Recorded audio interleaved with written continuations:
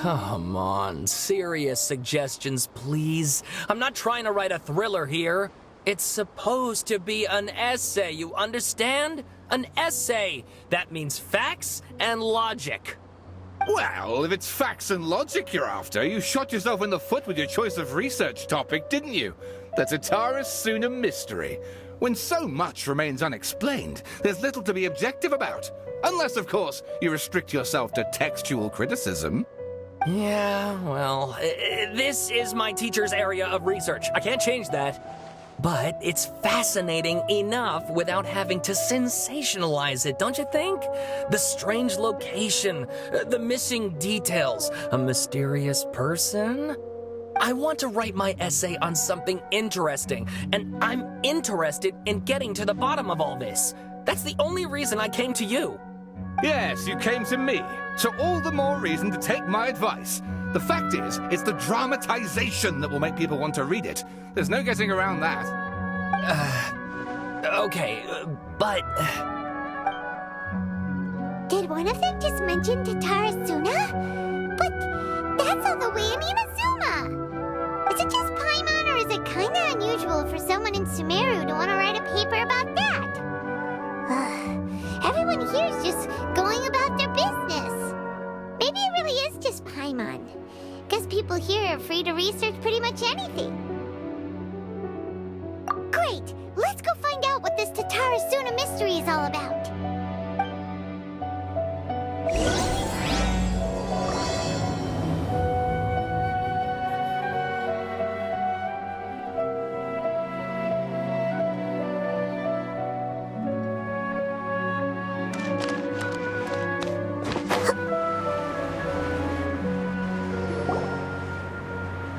I guess I'll go with my textual criticism and your editorial direction for the first draft.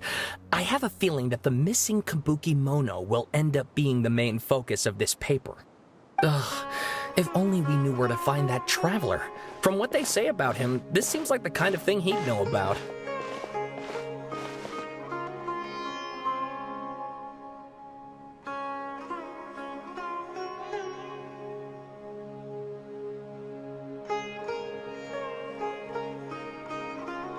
Oh, you're the traveler, you say?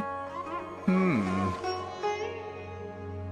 what's with that face? Don't believe us? No, of course I believe you. Actually, I first heard about your great exploits when I was still in Inazuma. This is my first time coming face to face with you and your mysterious silver-haired companion. I couldn't believe my luck, and out of force of habit, I started, examining the evidence. Sorry. Oh, Sawada, for the love of... Sorry, we don't get out much, so our social skills are kinda lacking. Traveler, I hear you've helped many people a great deal and been to many places. Would you be able to tell us about Tatara Suna? Actually, we don't know much about that place either. In fact, we only came over here because we heard you talking about it and wanted to learn more. I see. My teacher chose this area of research as a personal challenge. He said it's difficult to get into because even Inazumans don't know much about Tatara Suna's past. But who'd have thought that...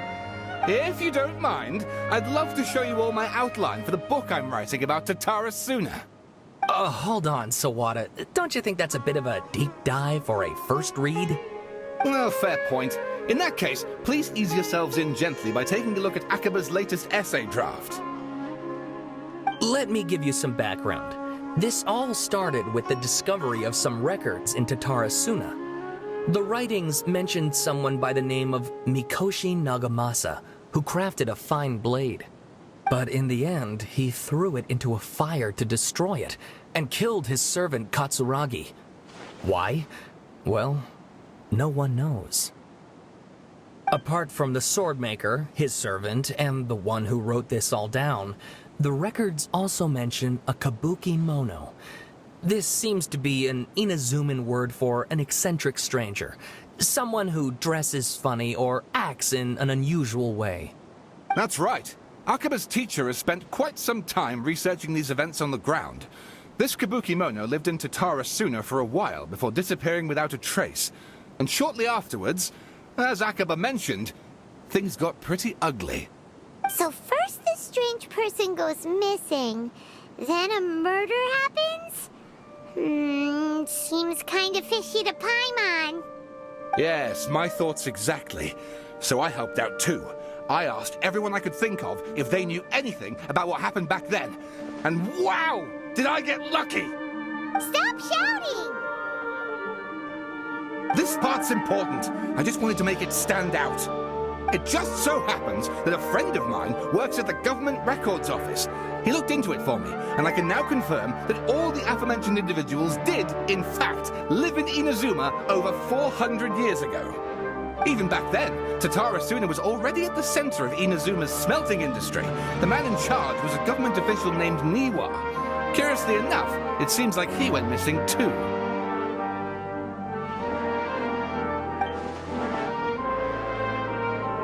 Wait, so there are two missing people in this story now? That's right! What's more, Niwa is a name with a lot of history to it. Have you ever heard of the great swordsmith clans of Inazuma? Oh, the swordsmiths? Yeah, like Ishin art and so on? Wow, yes, you really know your stuff. That makes things easier. So basically, this Niwa was a distant relative of the Kaidahara clan, the last practitioners of Ishin art. Something then seems to have happened in the Kaidahara clan, leading to their downfall. I don't know the details, but taken in light of everything else going on around that time, it makes you wonder whether it's all connected somehow. The Kaidahara clan? Sawada, you left out the biggest detail of all. Oh, yes, of course. How could I forget? Brace your minds, ladies and gents, for they are about to be blown. Get to the point, for Pete's sake. According to information acquired by Akaba's teacher, the Kabukimono was not a human, but a puppet. A puppet?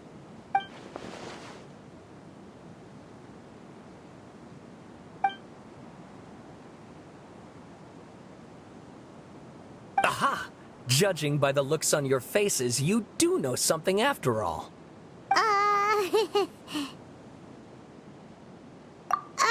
No! Paimon just meant, how creepy.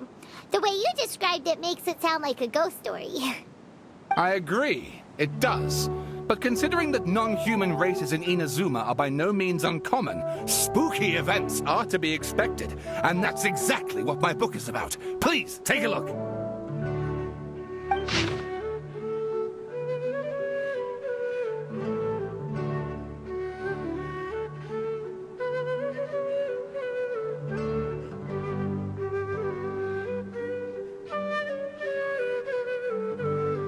And please read my essay draft as well.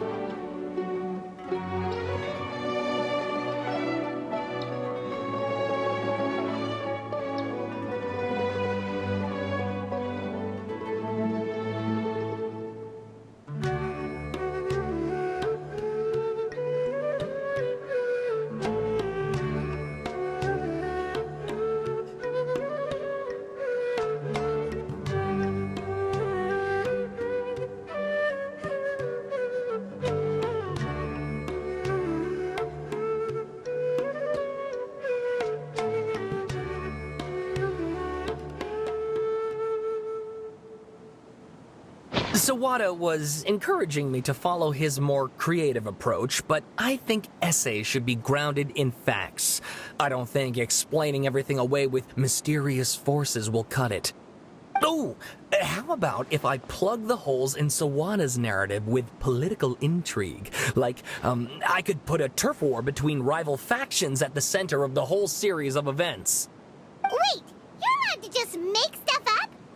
Pretty sure you've gone from essay to guessay there.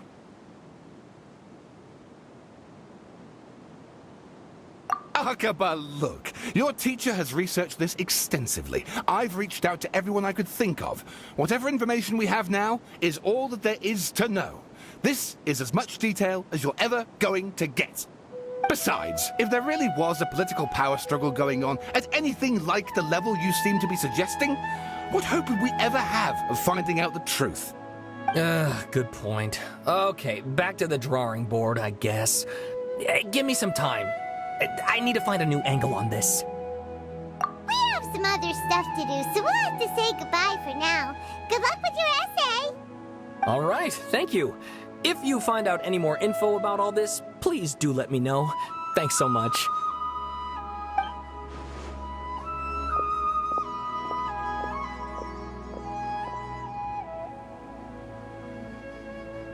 Hey, so that thing they were talking about, it has to do with the balladeer, doesn't it? Okay, then even if we did know something about it, we probably couldn't share it with them, huh? After all, we kicked his butt and got him locked up. Information about people like that is usually super confidential, isn't it? If you ask Paimon, Akaba should just pick a different topic. There must be as many essay topics as there are trees in the forest. There's no point in... Ah! Hey, did you see that?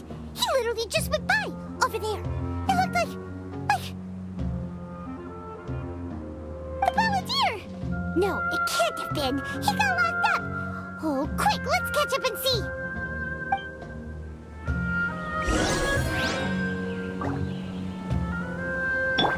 The wind rises.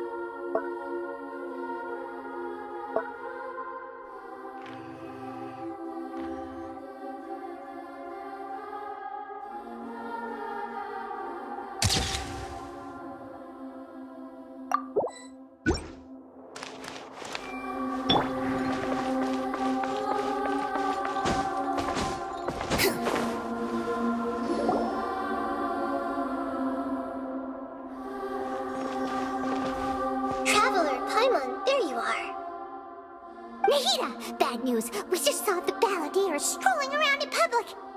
Did he escape or... Ah! It's him! Sure enough, you're here.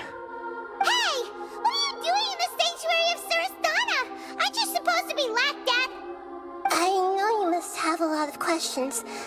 Please, allow me to explain. It was my idea to set the balladeer free.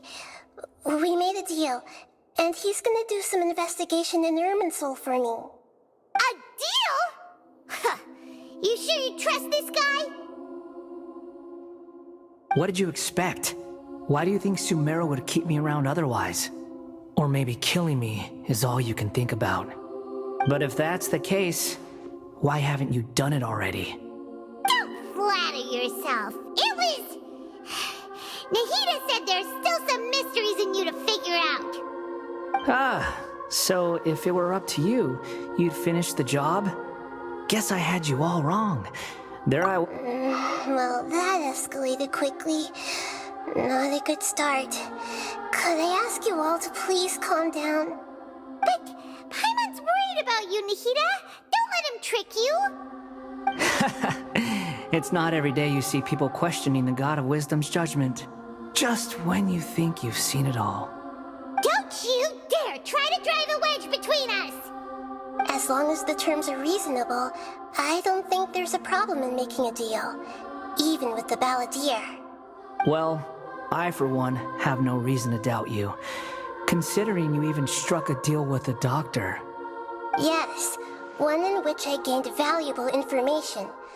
You'll come to understand more about that in the fullness of time. The balladeer's power was all but completely spent after your battle. He's no longer strong enough to be a strategic threat to us. That puts him in quite a precarious position. Plus, he's a former harbinger with knowledge of many of the Fatui's sensitive secrets. Being stuck here in Sumeru could make him a sitting duck, depending on how the Fatui plan to respond. Wait a second. Farmer? You mean he's not a harbinger anymore? I take no pleasure in saying this, but it seems as if the doctor had no intention of welcoming back a loser, so...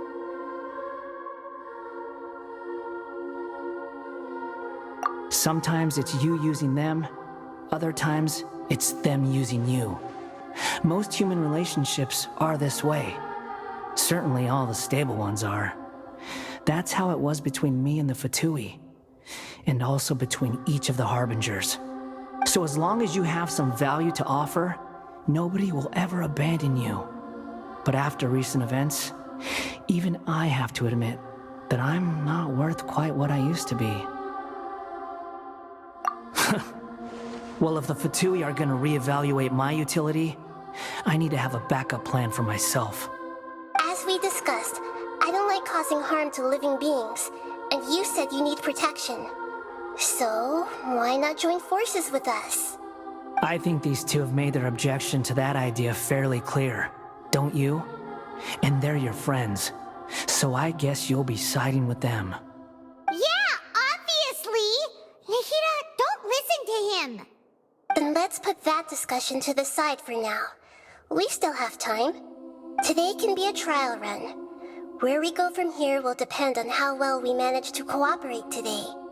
All right, then I'll do what we agreed. Good. Go now, and keep in touch.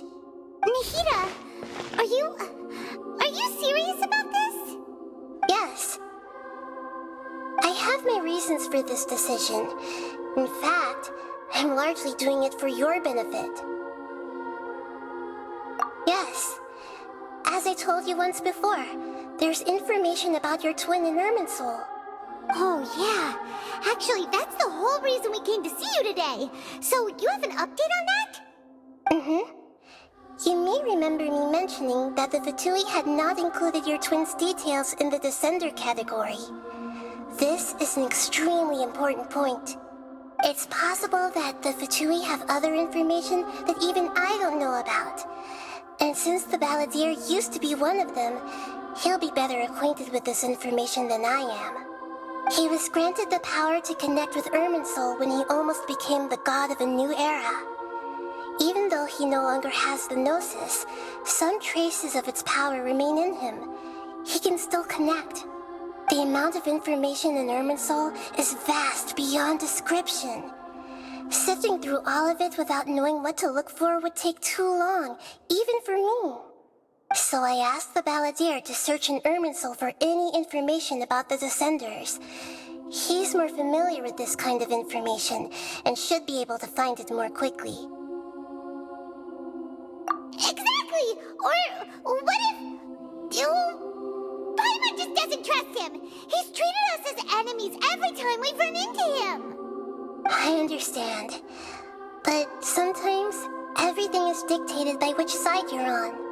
How things will go in the future depends on what information he brings back. And Traveler, I know what your heart desires most of all. Our minds have connected several times before. There is a corner of your heart reserved for an intense longing. A feeling of being all alone in the dark, searching for the one candle whose light still burns. As Sumeru's deity, It is my responsibility to be on guard against the balladeer. But as someone who counts you as a friend, I want to do something for you. If this deal with the balladeer can give you the answers you've been longing to find, then it's worth it. It's my pleasure, really. You're Sumeru's hero. You've more than earned it. Paimon's still worried about this idea. Is there anything— I was going to contact you about that, but then you suddenly showed up on your own accord. It seems like we have a telepathic connection. In fact, I was going to ask you to supervise the balladeer on my behalf while he carries out the task I assigned. Even though he only has a fraction of his full power left, that's still a fraction of a former Harbinger. If you could accompany him, it would put my mind at ease. Of course, I'll be there to help guide you through Irminsul from the outside.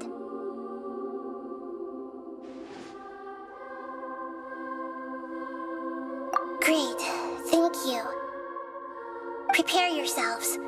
I'm going to transport you into Irminsul.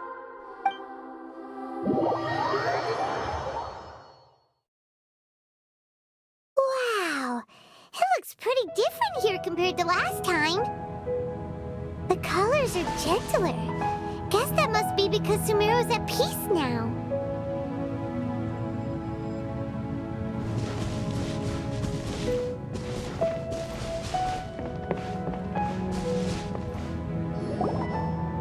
Look at that. Hot on my heels. You know, you didn't have to cut your catch-up short just to keep me company.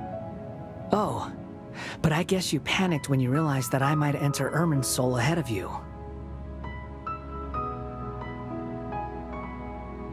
Shut your beak, jailbird! No way a prisoner gets to be so smug! I understand that prisoners have to put up with harassment from the guards, but right now, I'm on temporary release.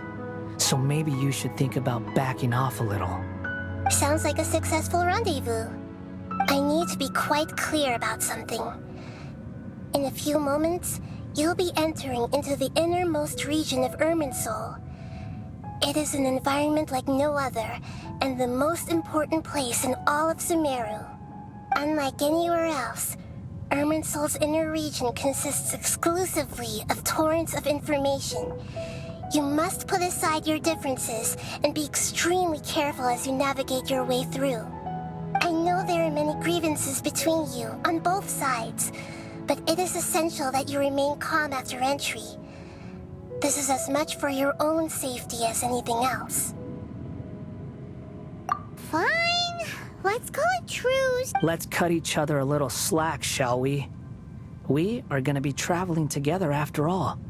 Per my agreement with Lesser Lord Kusanali, I'll be at the front. It's my job to lead the way and get rid of any obstacles in our path. All you have to do is keep your pretty eyes open and try not to fall behind. You sure are confident. Paimon will give you that. You make it— If there are no further objections, I suggest we get going. Or did you need some time to mentally prepare yourselves? Ew! Ugh, the snark on this guy. It's unbearable.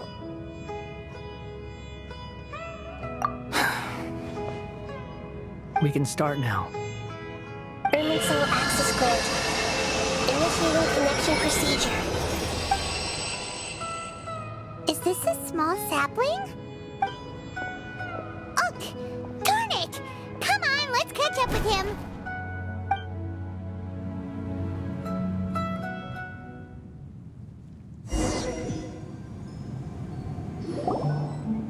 Wow! So this is the inside of Irminsul. Ooh! Paimon's never seen anything like this. And it feels like a sacred place. Irminsul is closely intertwined with the entirety of Tevat. Every bit of information flowing here means something. Pick your jaws up off the floor. It's time to go. Why is it that Paimon just wants to do the opposite of everything he says? Lesser Lord Kusanali, we will now proceed to the heart of Can you still sense where the heart of Irminsul is? Yes, Permission to begin searching for information there? Permission granted. Go ahead. Let's go. Stay close. Don't go running off. Hey, so... What are you... I was just imagining the look on your travel companion's face if you went and got lost. Anything's possible in here. You can't rule anything out. So if you want to stay safe, your best option is to stick close to me.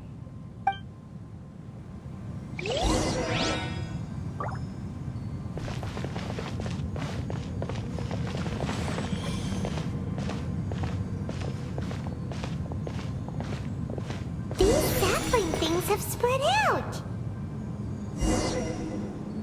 Those are all packets of information from inside Irminsul. Be careful not to touch them.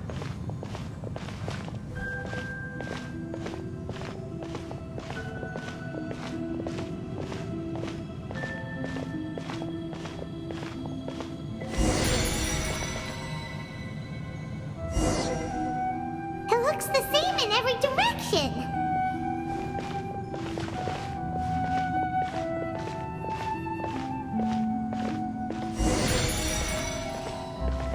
No wonder he mentioned about getting lost. Huh. What do you know? He was actually telling the truth. Is he mocking me again? What is it this time? There's a time and a place to lie, but this definitely isn't it. So why don't you relax your guard a little?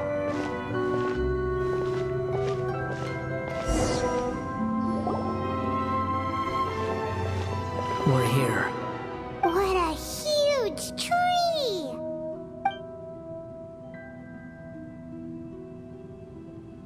Lesser Lord Kusanali, Good, you made it. Are you ready? ready when you are. Then please begin. Preparing to access cognitive currents. Establishing waypoint. The Balladier's actually doing what Nahida tells him. Guess he must want to stay alive.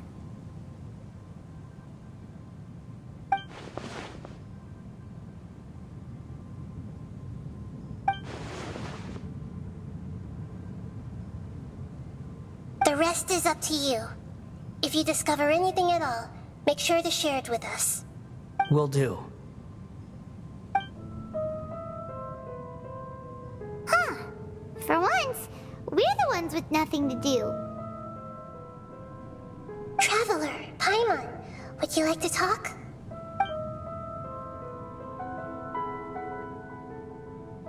Yes, I've also invited Paimon to join. Huh? What the? We can talk to each other inside our heads?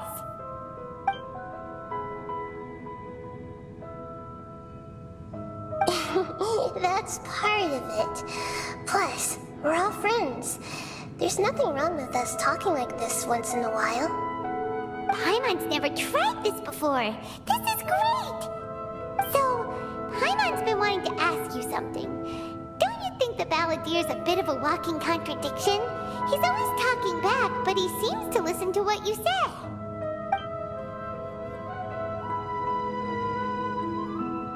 As I've told you before, there are still some mysteries for him to resolve. Things that are clear as day to me, but that he has yet to understand. Perhaps today will be the day that he finds some answers.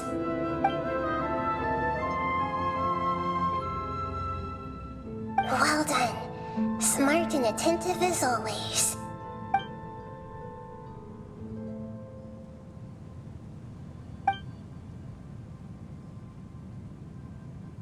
So, you made contact with that part of his mind. Well, it's true. Betrayal turned the Balladeer into the person he is today. Huh. Paimon thought nothing could get under that guy's skin. Turns out, he can get hurt and angry just like anyone else. Everyone has a history, Paimon. Even if you're a puppet created by the Electro Archon. Speaking of puppets, we ran into two people at the Academia today talking about an essay. Turns out their topic was about the Tatarasuna incident. Nahida, do you know anything about that? If you mean the mysterious events, the Kabukimono and so on, yes. I know about all of that. Really? Because from what they were saying, it sounded like lots of Tatara Suna's history is still unexplained. And most of the information we have now is just from people filling the gaps with their imagination. At least that's what they thought. Oh? How interesting. Those two managed to deduce quite a lot through guesswork alone. So the Gese got it right? Well, they guessed right about one thing. Tatara Suna was sabotaged. Must be a riveting conversation you three are having. Funny how all the good ones happen when I'm not involved. What makes you think we're talking to each other? Don't insult me. You're having a private conversation without me. Obviously, I must be the topic of said conversation.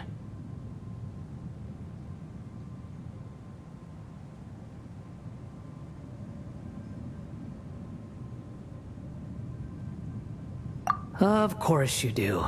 You can't have your prisoner knowing too much. So, have you found anything yet? Still looking. Don't get your hopes up, though. You and your twin come from outside this world. It wouldn't surprise me if there was nothing on either of you in Irminsul at all. Wait! How did you know about that? Didn't Nahida tell you? It's not like we've never met before. And anyway, you're world famous. It'd be more surprising if I didn't know a few things about you.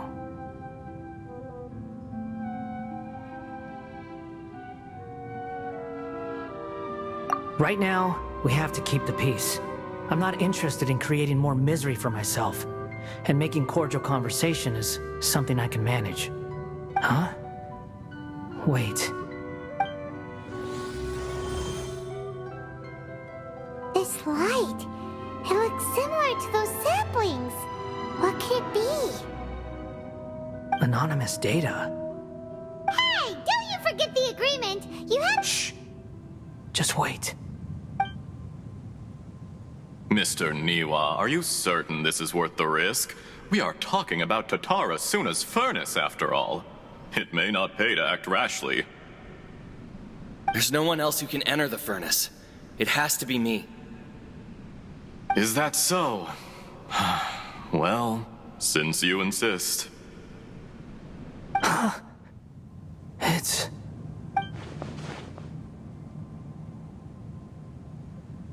Whoa!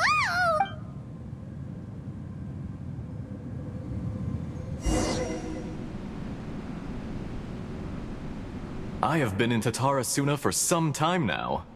You have shown me great hospitality, as has Mikoshi Nagamasa, and indeed, everyone else. Under your leadership, Tatara Suna is a warm, welcoming place, like a giant village. People are gainfully employed, their lives have purpose. They are motivated. As I understand, the Raiden Shogun has, in recent years, eliminated much of the evil that plagued Inazuma. As for Tatara Suna, it was originally established as a means of safely disposing crystal marrow. The forging industry with crystal marrow as a raw material has since flourished, giving rise to generations of swordsmiths. Some world-renowned, others unknown, all passing on their legacy. Skills, blood, dreams. Every smith brought into this trade looks to find their purpose between steel and blade. That is why you accepted the proposal brought to you by myself and Akame. Yes, well, were it not for you coming to Inazuma and happening to make Akame's acquaintance, the two of you never would have joined forces. And he would be the first to admit that there's no way he could have revolutionized our forging process like this on his own. At least not on the same timescale. You allowed Akame to take all the credit for a method that you jointly developed. He sold it to me, and now every piece of ore here is smelted using the new technique. Even now, you remain one of Tatara Suna's key consultants, working right here alongside us. I believe it is you, sir, who are truly responsible for the changes in our manufacturing and forging methods. You flatter me. From the outset, I saw much that was commendable in the forging industry of Inazuma, and it has been my great honor to befriend you all. So you say, Escher. But is this really the truth? My good sir, what do you mean? I tried to resist thinking it was all connected, because I didn't want to speculate, and I didn't want to believe that things could turn out this way. What have we gained from adopting your new technology? Ominous black smoke? Mounting production problems? Worker fatigue and casualties are up and continuing to rise at an alarming rate. And recently, as you well know, someone died because of that strange filth inside the furnace. We've kept the truth from spreading outside, but still, I suspect you understand it better than I do. None of the people who went out to get help have come back. Now, our mutual friend, the Kabuki Mono, is taking the Golden Feather to Narukami Island to seek an audience with Shogun. This is our last hope. But that doesn't faze you, does it, Escher? Nothing does. Otherwise, why would you still be standing there with that smile on your face? I'm just surprised that you finally chose to be so sincere. I'm sure you've been harboring these suspicions for quite some time.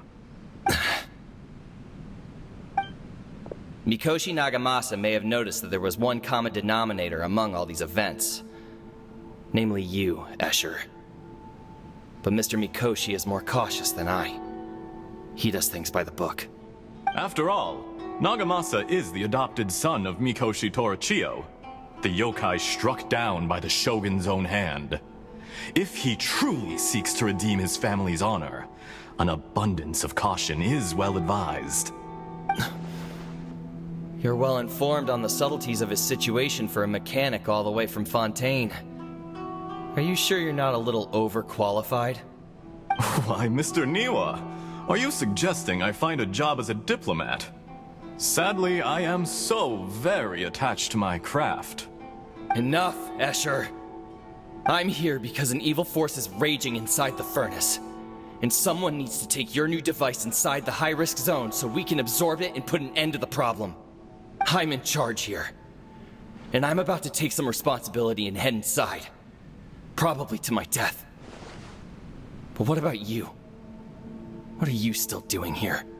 Judging from the look in your eyes, you don't seem to trust me. Drop the act! We're past that now. Whoever you are, it looks like your plan to destroy Tatarasuna has worked. I just want to know what you're still doing here. What's left? Don't you have all your answers by now? Honestly, I'm just waiting for the right moment. A moment like this, where you finish talking and I stop you from entering the furnace. You...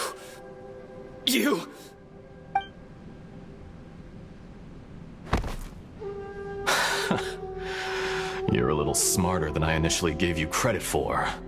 I thought I'd disguised myself exceptionally well, at least for the first few days. But to my surprise, you had your people look into my background right from the start. It's a long journey from Inazuma to Fontaine, but that didn't stop them. Eventually, they managed to confirm that Escher was an alias, and that I was not from Fontaine at all. And yet, despite all of that, you still fail to realize my true identity, and what I seek in Tatarasuna. Did you really think you would be able to see through my plan? If you kill me, there's no one who can get inside the furnace. So you're really going to destroy this place? Is that it? Oh, but you're quite wrong. There is one other person. Some may not see him as a person, but you told him yourself. You're not a puppet. You're a human. You're just missing a heart. Whoever you're working for won't get away with this. They'll be found out. This makes no sense. What are you really trying to accomplish by all this? Why go to all this trouble? It's no trouble at all. Patience is a virtue which I have in abundance. This is all part of a carefully controlled experiment. If you must know, I'm happy to divulge my true identity. I'm a Fatui Harbinger. Call me the Doctor. The Fatui? Who? What do you want? Just to create a minor inconvenience for your nation. That's it? That's why you gave us your cursed technology? Just to let loose the evil energy from the crystal marrow? Look how even the righteous soul is filled with venom when faced with its demise. My device functions precisely as you say. It is the only chance you have of preventing a catastrophe and keeping the truth from the outside world. However, I did not make it with you in mind.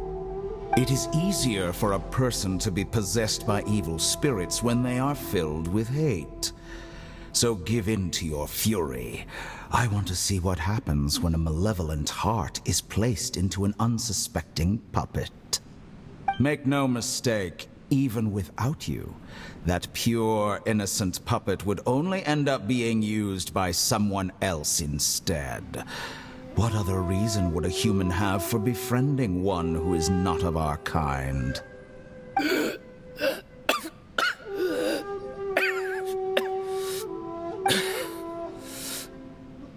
If you give him my heart, tell him that both Nagamasa and I see him as one of us. He has nothing to prove to anyone. Because not everyone just wants to use other people. The only ones who think like that are people like you. What a beautiful way to see the world. It almost makes me feel a little guilty. Then out of respect for you, I shall redefine myself. Think of me as a monster or a demon, if you wish. At least this way your death is not a consequence of your own folly turning you into an easy target. You simply lost to something more powerful than you could ever hope to defeat. I say, Mr. Niwa, let's see what happens. Will your puppet friend become a human? No, that will prove quite impossible. Mr. Niwa? Already dead. What a pity. Jester, I have completed the task you gave me, creating a gap and infiltrating Inazuma's inner workings. What fun it was. I'd like to introduce a puppet to you. If he proves useful, let's make him our newest comrade. And if not, let's turn him to dust.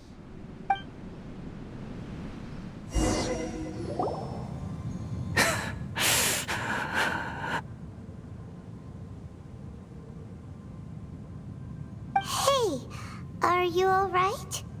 Dottore.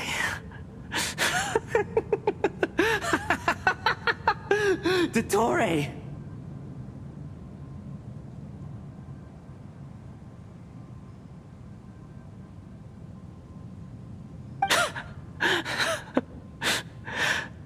Good. Good. Was that the doctor? Did he turn into a mechanic from Fontaine?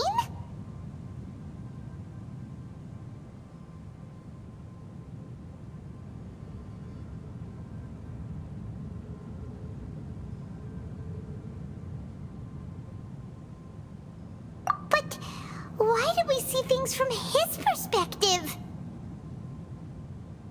When I touched the doctor to confirm whether he'd eliminated all his segments, I read this memory in his mind. You have to admit, it must be the truth. Maybe so, but it means nothing. Does it? But this memory shows that Niwa didn't betray you. He never meant for you to be the one to take the device into the furnace. You know very well what that means. Even more so than I.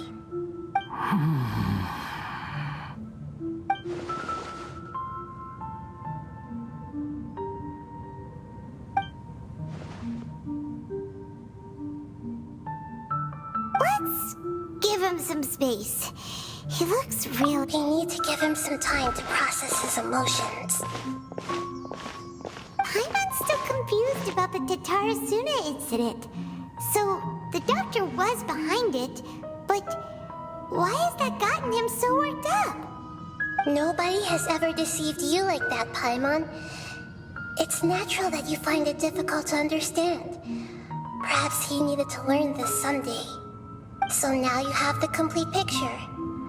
Katsuragi took the Kabukimono to live with the people of Tatarasuna. Later, the doctor showed up, disguised as the mechanic from Fontaine. And that's when the trouble began. It was all a horrific experiment planned by the doctor. Everything he did was just to plant seeds of disaster in Inazuma that would bear fruit in the future. Of all the unwitting participants in the doctor's experiment, the balladeer became the main test subject. After the events you just saw in that memory, the doctor put Niwa's heart into the device and handed it to the balladeer. Then, he instructed him to enter the furnace and absorb all the filth caused by the smelting process. The load was far beyond what he expected, but the balladeer survived. He left the furnace in sheer exhaustion and said to the mechanic, "This device seems to have protected me. What's in it?" The mechanic answered, "Niwa fled this place for fear of punishment, but he left you a gift. He said it's the one thing that you've been looking for." He took it straight from the chest of one of his innocent servants. The mechanic removed the withered heart from the device as he spoke. The balladeer was stunned that such unthinkable cruelty had brought him the thing he'd been longing for his entire life. A heart acquired through cold-blooded murder is a cursed thing, but it had protected him from the filth. He thought Niwa had completely betrayed him, and yet this very betrayal had ensured his survival. Overwhelmed with anger and sorrow, the balladeer threw the heart to the ground and left Tatarasuna without looking back. Holy moly. So the doctor killed an innocent man and pinned everything on the victim? That's terrible.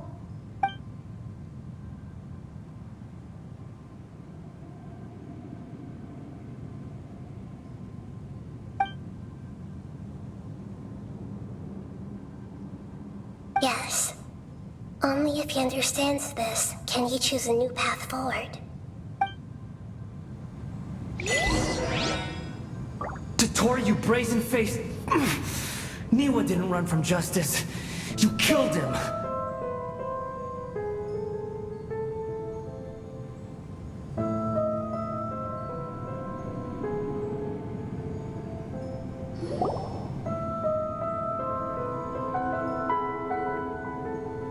Shall we see how he's doing?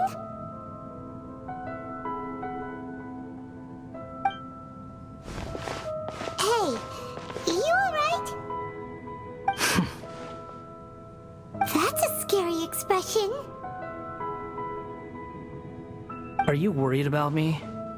If we didn't have such a history, I'd almost think that qualifies me to be your friend.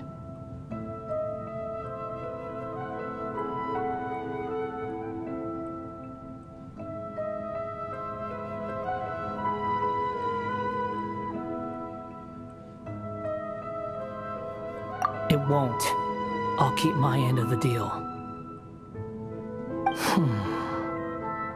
Hey, are you investigating the stuff we want to know about? That's why we're here. But unfortunately, there's no information about the Descenders in Irminsul. Even if you can't find anything, that seems to confirm it. Irminsul does not keep records on the Descenders. Anyone who comes from beyond this world is not counted as part of Teyvat. Oh, does that mean we have to leave empty-handed?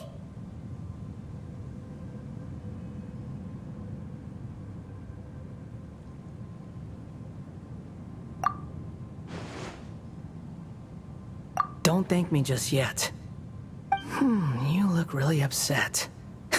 Well, since Irminsul was a dead end, I guess I can share some other info that might interest you. Huh? About what? The reason why there are records about your sister in Irminsul. It might have something to do with Conria. Apparently, Conria was her first destination when she arrived in this world. Plus, she only came to this world because the heavens responded to the summoning. The heavens responded? The Jester told me this himself. You can take his word on this. He was a royal mage in Conria, and lived with your sister for a time.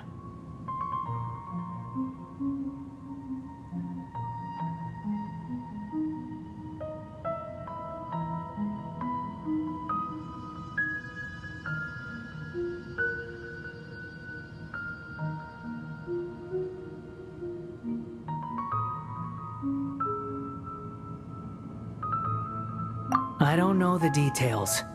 It's up to you whether you want to believe me. All I can say is, I wouldn't lie to you about this. Did you get all that, Lesser Lord Kusanali? Yes. Astonishing news. Does this info count towards my mission? It wasn't from Irminsul, but was it valuable? Very valuable. Good. In that case, I'll take some time for myself now. Huh? What have you done? Lesser Lord Kusanali was right.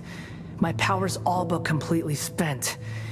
Even if I use all of the divine power left in me, I can't sustain this shield for very long. I shared a secret with you, and now you owe me.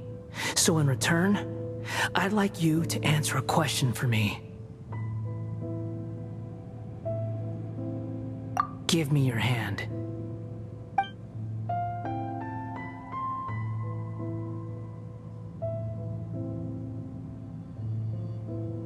Can you hear my voice inside your head?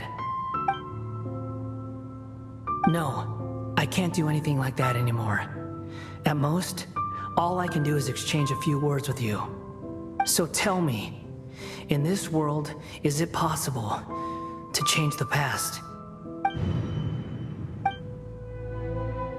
Done. Huh? What the? What happened? Paimon only saw you hold hands for a second. Nothing. I was just thanking him for helping me.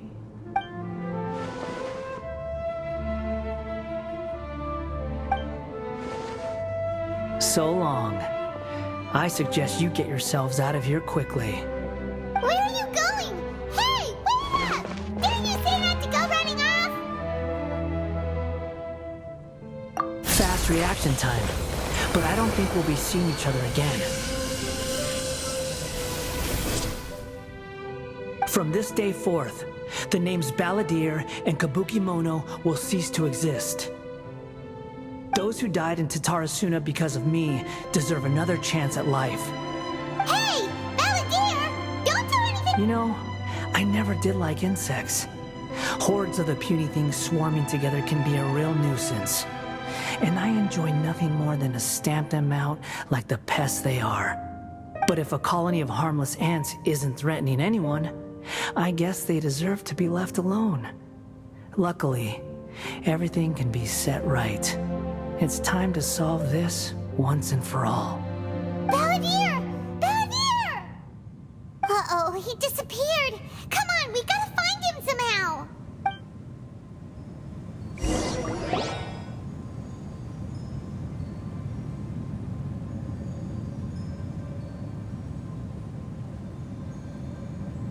Oh no, he's really gone.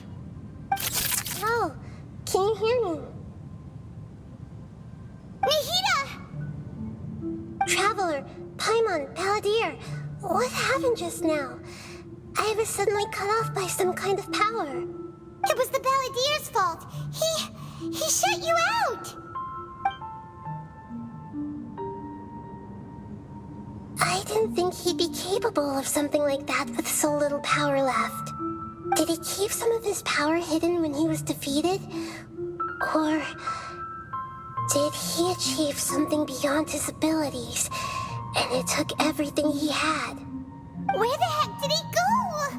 Ugh, it's all our fault. We were supposed to keep an eye on him. Sorry, Nahida. Don't be. It's not your fault.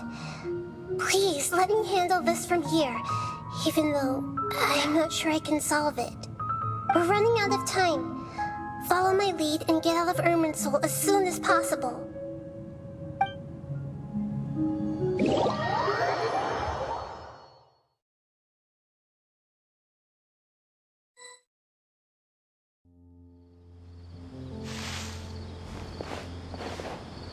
We're out! And we're at, an inn or something? This is an emergency. I'll have to ask you to stay here for now. Everything's arranged, and nobody will disturb you.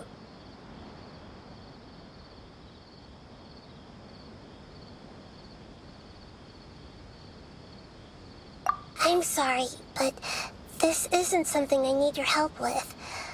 Leave this one to me. An emergency? How bad is it? Nahida, will you be okay? Don't worry. If my assessment is correct, though there may be some minor disturbances, it won't lead to a disaster. Please rest and recover your strength here until I say it's safe. Her voice has gone. Paimon can't shake the feeling that something really big has happened. What do you think the Balladeer meant? And why did he suddenly grab onto you before?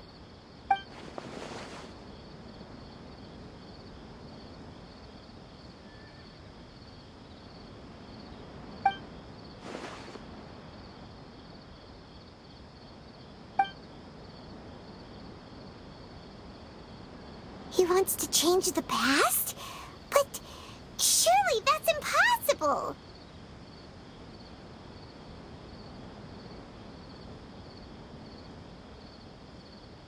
Right! You can't just rewrite history! All that stuff happened already in real life! It's like, imagine Paimon drank all the water in this inn. Even if no one was there to see it, Paimon would sure as heck remember drinking it.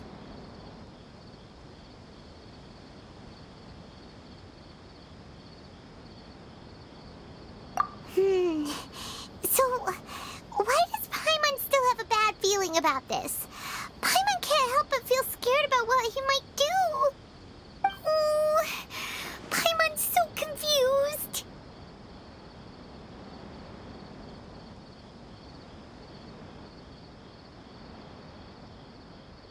Huh?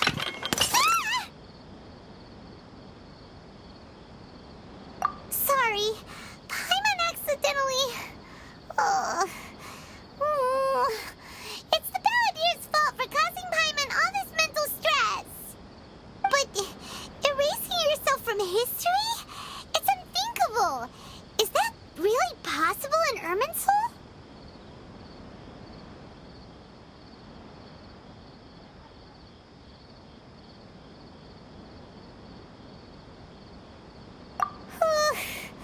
Uh-oh. Paimon's head is overheating from trying to understand what he's up to. And it's still not working. Ugh. Paimon's had it with that little brat. He's been nothing but trouble ever since we met him. There's no way he'll actually succeed, right?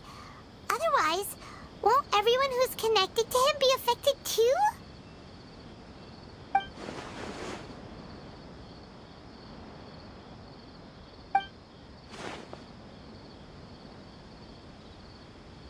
There's nothing we can do about it at this point. Hey, have you got any ideas on what we should do next? Seems like now there's nothing left for us to do but to go to sleep. But Paimon's still so worried. right.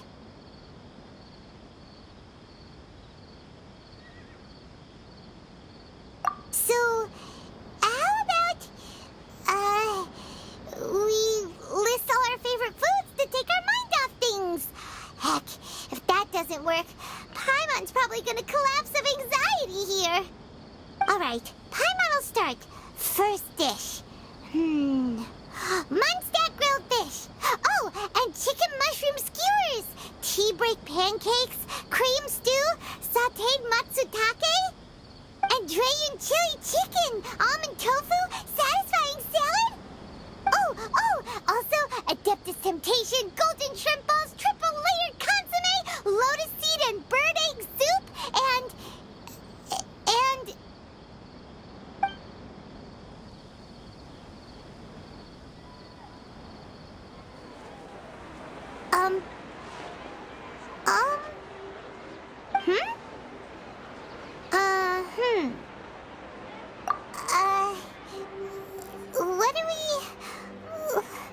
What was Paimon supposed to be doing just now? Paimon was, talking? Huh. Paimon suddenly can't remember what she was talking about. The Balladeer?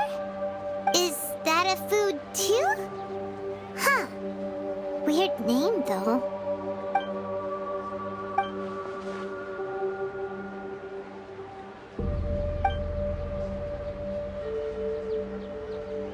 What's wrong? Your eyes are like saucers. Was it something Paimon said? So, the Balladeer. Is that someone's name? 'Cause it sounds like a nickname or something.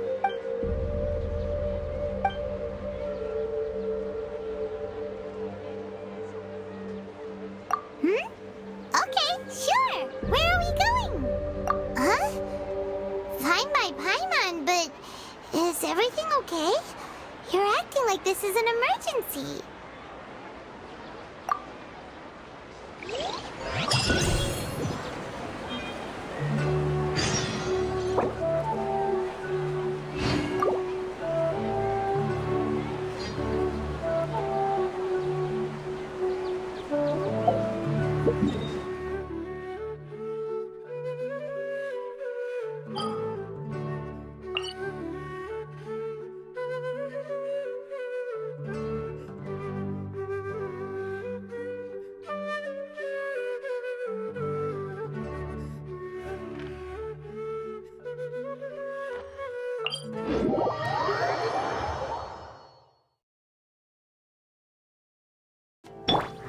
The wind rises.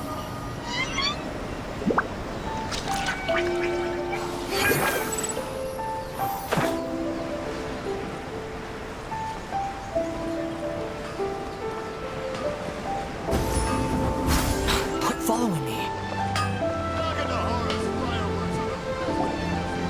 We made it to Amanoma Smithy. Ah, it's been a while. Of course. Go ahead.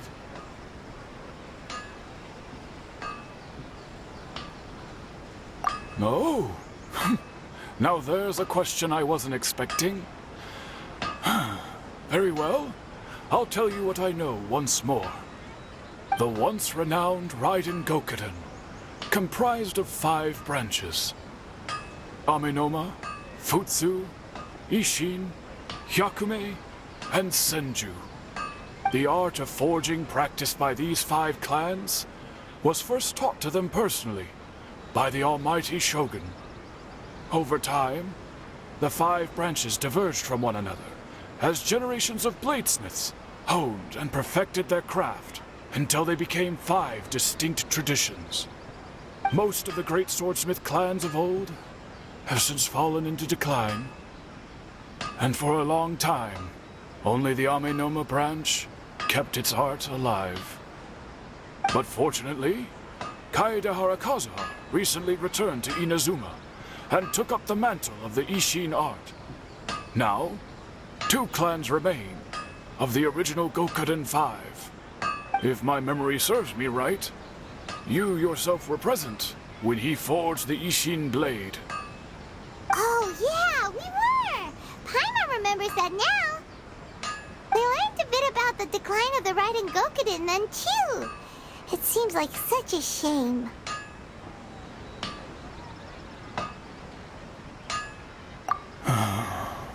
That, my friends, is a tragic tale indeed. In fact, this was not made known to me for most of my life.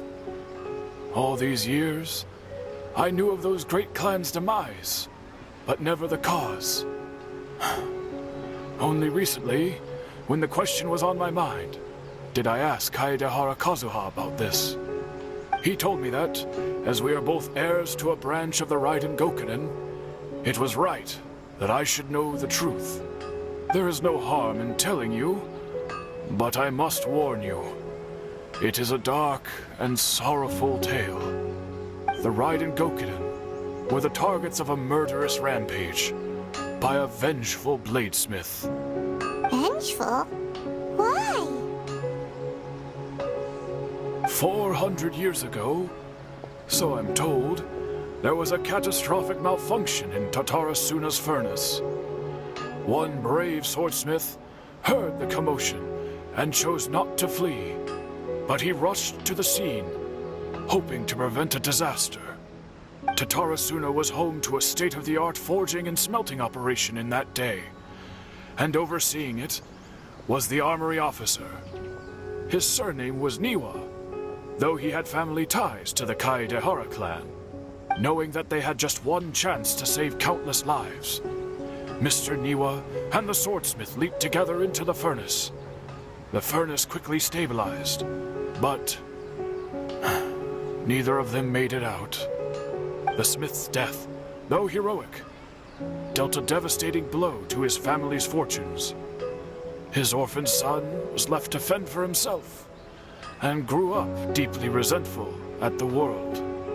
In his heart, the whole of Inazuma was culpable in his tragedy. He hated the almighty shogun for her apparent indifference towards his father's death, and he hated everyone who had done nothing to try and save him. Powerless and destitute, the only legacy he had to pass on to his children was his hatred. Generation after generation bore this grudge, living in utter misery. Alas, if only the story could have ended there. But 100 years ago, the then head of this family reached the end of his wits. He could bear their fate no longer, and yet he could do nothing to change it. Finally, he made a drastic decision to take revenge on the Raiden Gokuden. In doing so, he sought to vent his pent-up anger and shake the very foundations of Inazuma's forging industry. In his fury, he murdered indiscriminately, killing even bladesmiths from the Hyakume clan which he belonged to. His goal was absolute, the devastation of all of the Raiden Gokuden. But when he came to the Kaedehara and Kamisato clans, his killing spree came to an abrupt end. He failed to catch them unawares. They fought back fiercely, and they did not spare his life. That is why the Kaedehara clan and their Ishin art survived that day. I suppose they were the lucky ones, under the dire circumstances.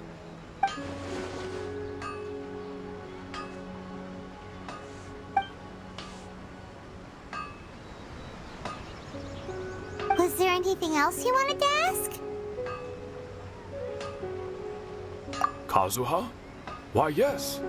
Just yesterday, in fact. We spoke for a while over some tea. He seemed well. My pleasure. Don't tell Paimon. There are other places you want to visit too, right? Your expression says it all. You can't hide anything from Paimon. On to the next stop. Lead the way, traveler. Paimon will be right behind you.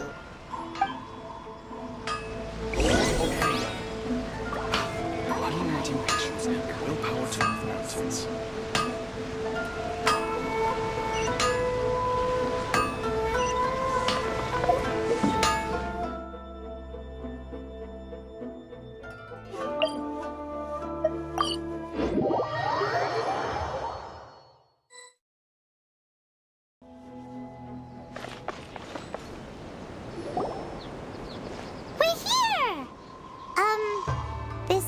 Yashiro Commission's headquarters, so...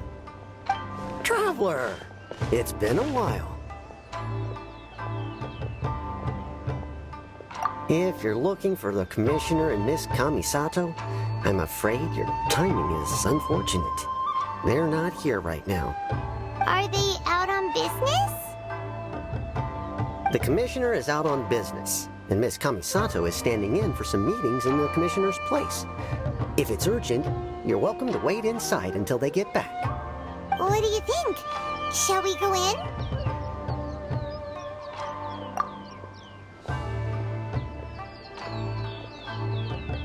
If it were anyone else, I couldn't allow it.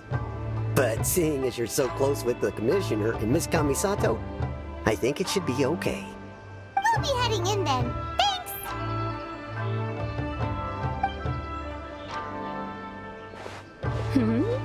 Hello, dears. Is there something you want to say?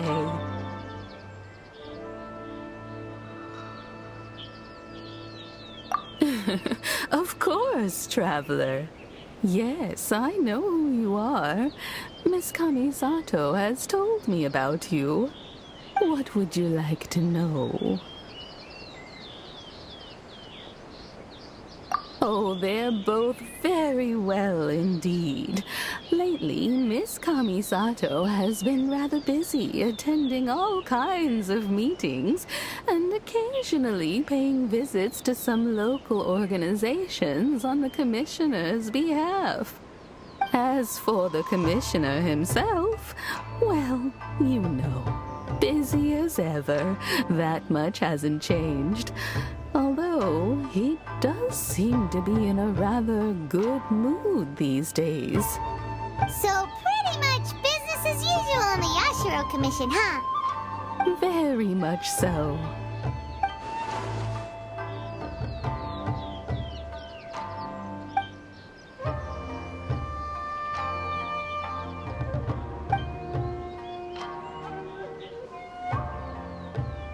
Well, got any more questions? You're very welcome. In fact, I would love nothing more than for you to come and visit more often. But I'm sure you must be far too busy to have time for that. Miss Kamisato talks about you all the time. She seems so thrilled to have you as a friend, and she's always saying how talented you are and how much she admires you. I must say, many things in Inazuma seem to have taken a turn for the better since you arrived here. So you're not just... Oh, I mean it. Whenever the Commissioner dines at home, Toma always joins him. I always find myself at my most relaxed when I'm serving the two of them and listening to them chat away. The Commissioner has such a busy schedule that he doesn't always have the chance to take his meals at home, but given the opportunity, he always prefers to dine here. They say it's because Toma's a much better chef than most. Oh, the Commissioner is so fond of home comforts. They get to talking about you sometimes too, you know.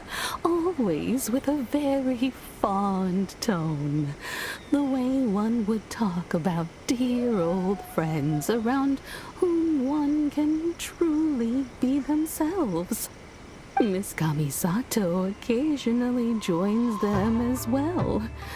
Whenever the whole family gets together and they start talking about people they've met and experiences they've had, you always get a mention. It's been many years now since the late Mr. and Mrs. Kamisato passed away. Much has happened in the Kamisato clan in that time. As someone who is old and gray enough to have watched their son and daughter grow up, it makes makes me so happy to see them meet a dependable friend whose company they enjoy so much. So, in the future, if you ever do have the time, please know you are always very wonderful. Thank you. Paimon likes it here too. Also, you were saying something about the food here being really great. Paimon's itching to try it. We may just have to invite ourselves around for dinner sometime. Paimon meant we should come pay a visit again real soon. Ideally around dinner time. Of course. You're always welcome. Alright, goodbye for now. Where are we going next? Great! Goodbye, ma'am! Don't worry, we'll see ourselves out. All right, then. Take care now. Hope to see you soon. Oh, are you two leaving already? Yep, everything's taken care of now. Don't worry. Very well. Safe travels. Goodbye.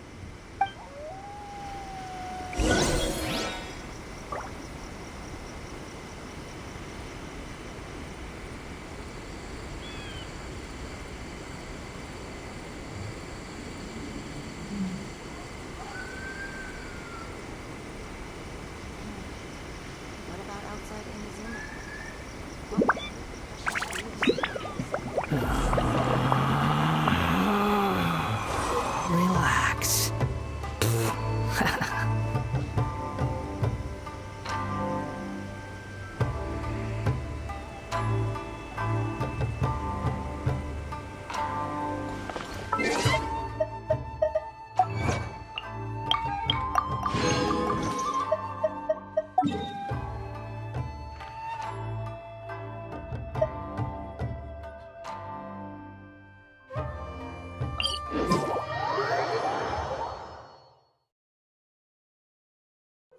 Squall and Fury.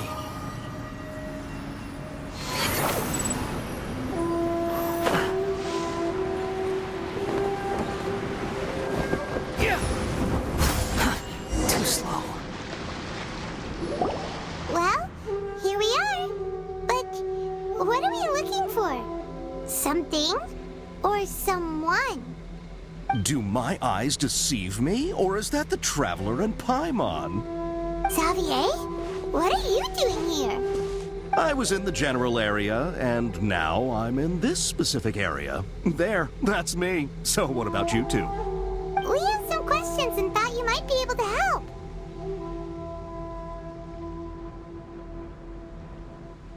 Certainly do. I've researched the furnace here in some depth. If there's anything you want to know, just ask away.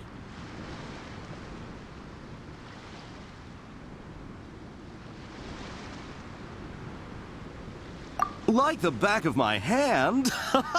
Make no mistake, I have been here a good many times before. Not only that, but I've met people in Inazuma whose families used to live in Tatarasuna years ago. They said it's all true, the history here. Oh, well, it's a long story, don't you know? The tale of Tatarasuna starts a long time ago. I'm told that its history is one of the most foremost forging and smelting operations in the nation, goes back around 1,000 years. Still, the furnace has had a couple of serious maintenance issues along the way. A couple?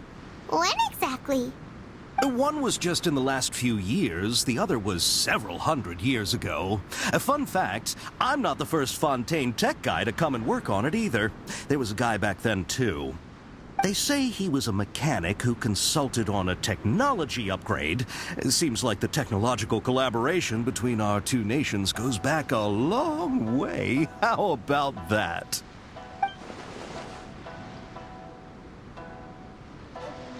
Hey, weren't you gonna ask Xavier something about Tatarasuna? Come on, ask already. Oh, I didn't realize you two were here for a history lesson. Me neither. Paimon doesn't know what's gotten into this one today. Feels like we've been preparing for a history exam or something. What brought this on? Did you just wake up today with a sudden burning desire for historical knowledge? Sure, go ahead. A kabuki mono? No, I can't say that I have. I do know the word, Inazuman, for those eccentric types who always go around dressed to the nines. Just the sort of person that I'd like to meet, actually. But sadly, I've never had the pleasure, nor have I come across anything to do with a kabuki mono where Tatara Suna is concerned.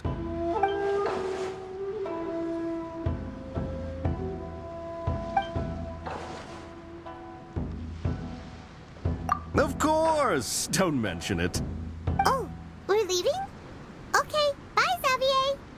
Oh, you're most welcome. More than happy to help. Farewell. Looks like you got all the information you're looking for.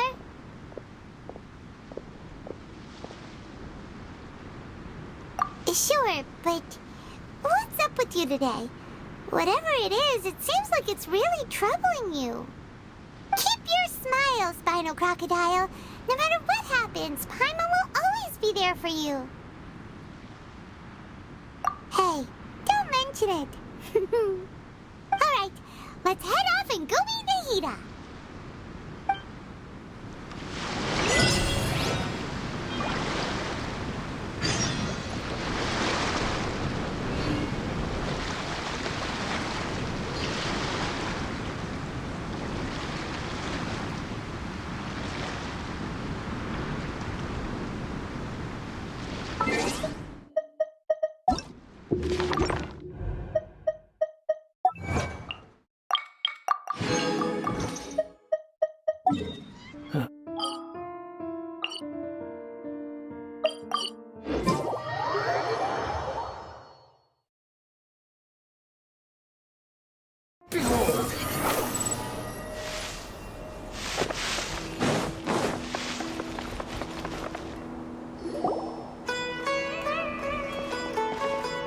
Hey, it's them!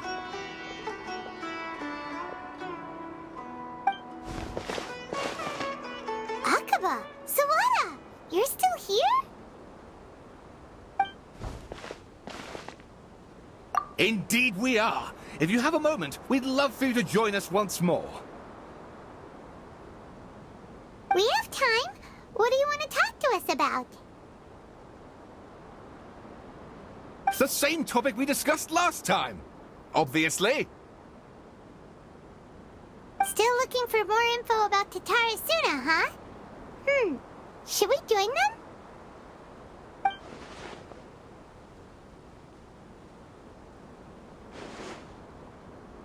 Unfortunately, we haven't made any real progress.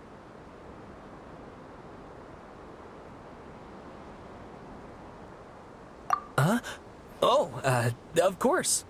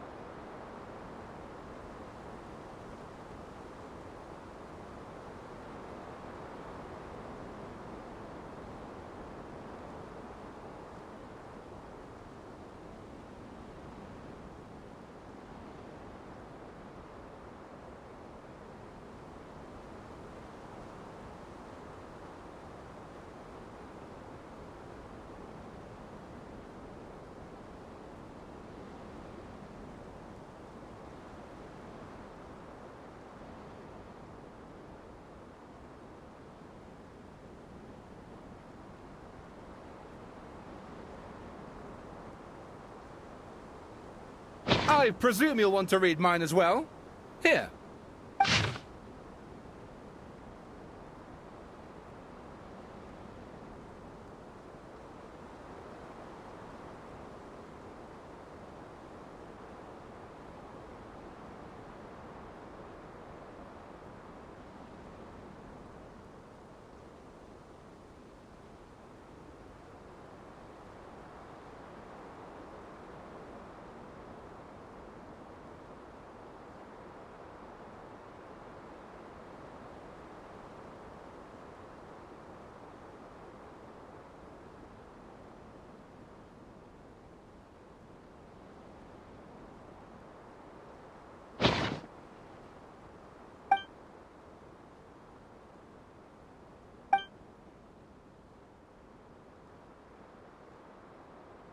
Well, what do you think? Hey, Traveler. Remember how last time Akaba was saying how he wished he could gather more information about all this?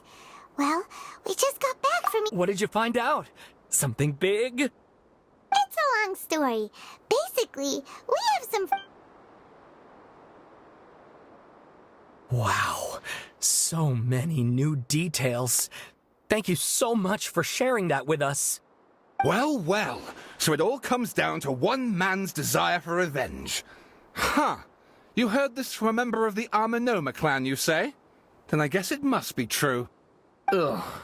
So there's no ghost story here after all. This new information actually lends further credence to my hypothesis.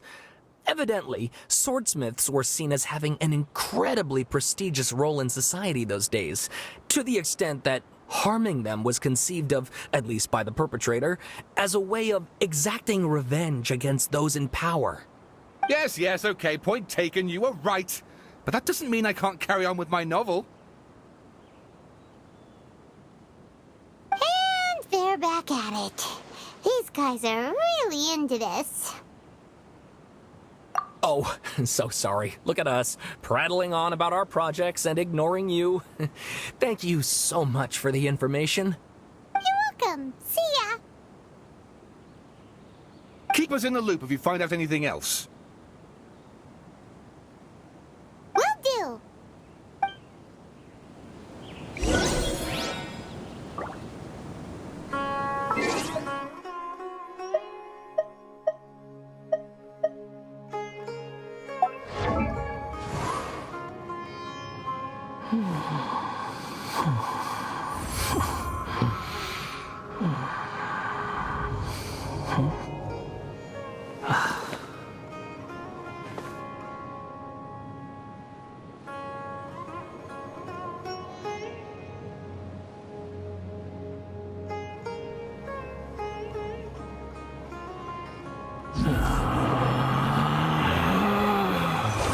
Relax.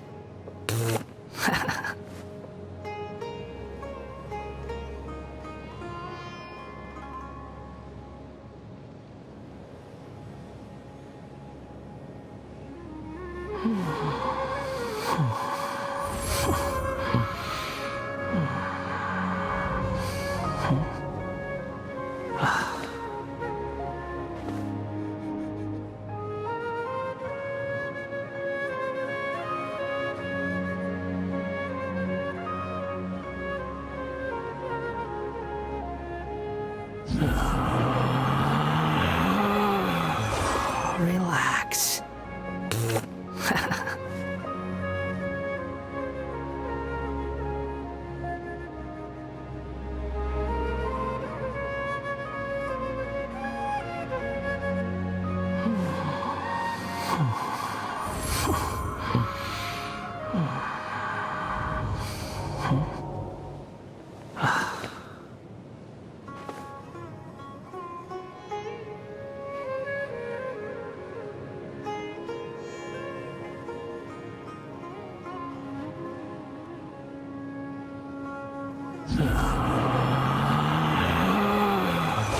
Relax.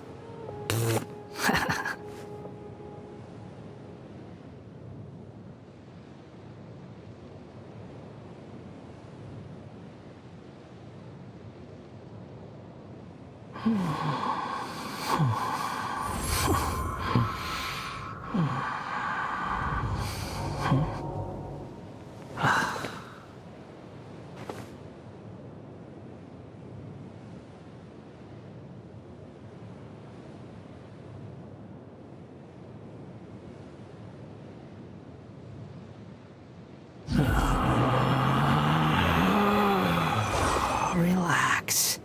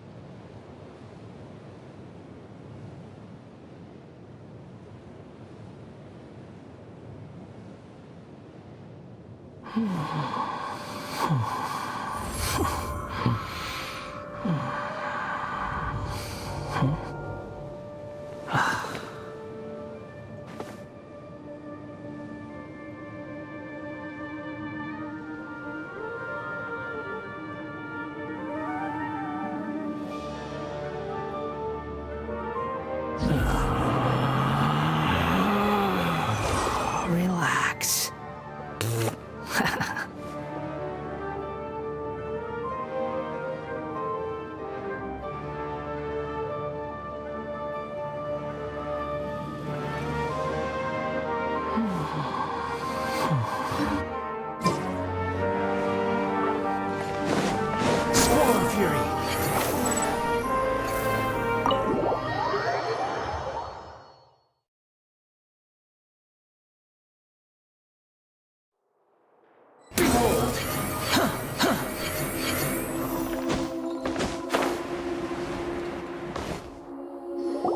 Nahida, we're here! Traveler, Paimon, how have you been? Ugh, where to start? Paimon hasn't had a moment's rest this whole time. That night... The Balladeer? This sounds like some kind of code name.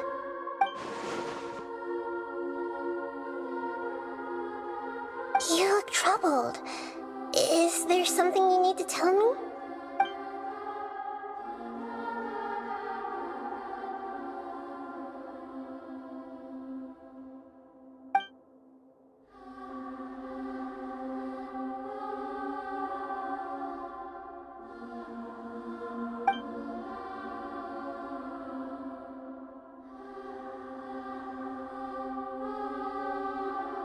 Traveler? Hey, what's wrong? You look so upset.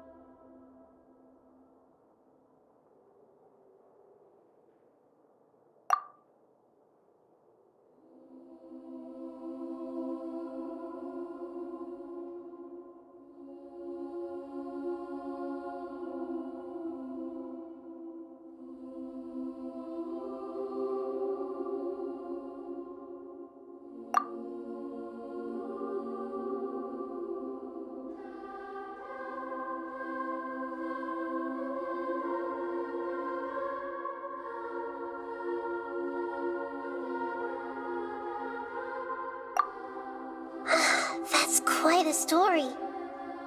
So, this puppet known as the Balladeer erased himself from Irminsul, hoping that he could change the past.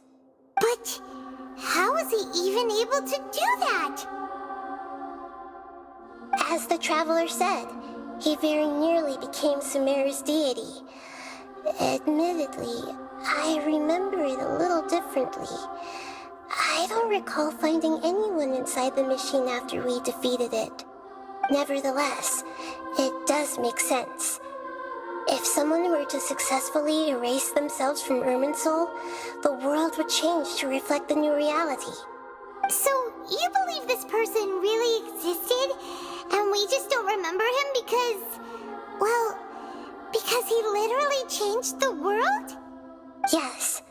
Theoretically speaking, it is possible to do this.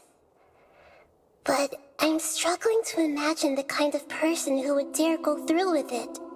The Traveler comes from a world beyond Tevat. That's why there's no information about him in Irminsul, and it also explains why any changes to Irminsul wouldn't affect him. So if there's anyone in the world capable of retaining memories from a past that has been rewritten, it's you. It's quite incredible when you think about it. Paimon's having a hard time understanding this Balladeer guy's motivations. Why did he do it? I can only make inferences based on the information we've been given. As for what kind of person he was, only you remember that.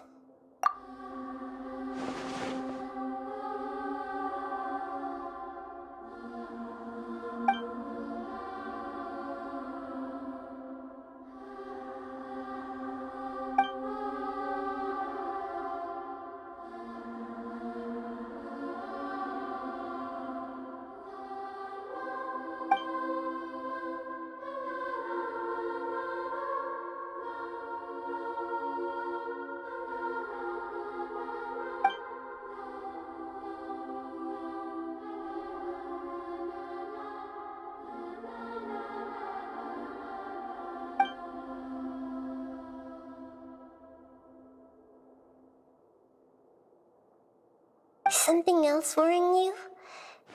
something that you can't share?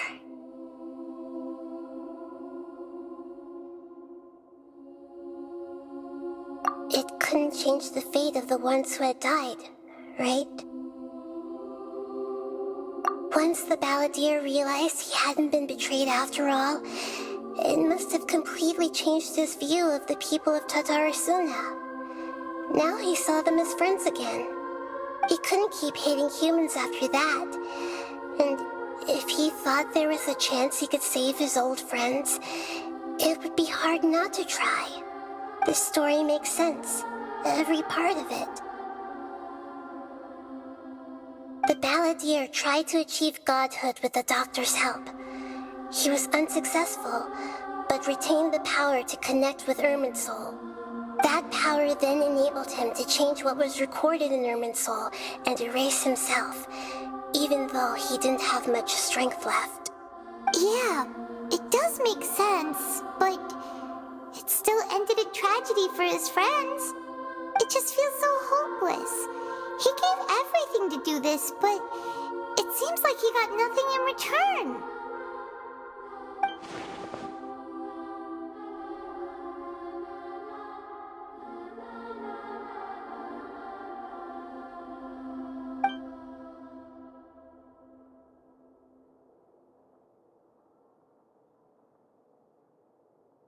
Please wait a moment. I want to check something. Found it. This should be the one. It turns out that I have a strange way of confirming everything he has told us. What is it? A record from a personal collection. It was tucked away in a corner. You should take a look.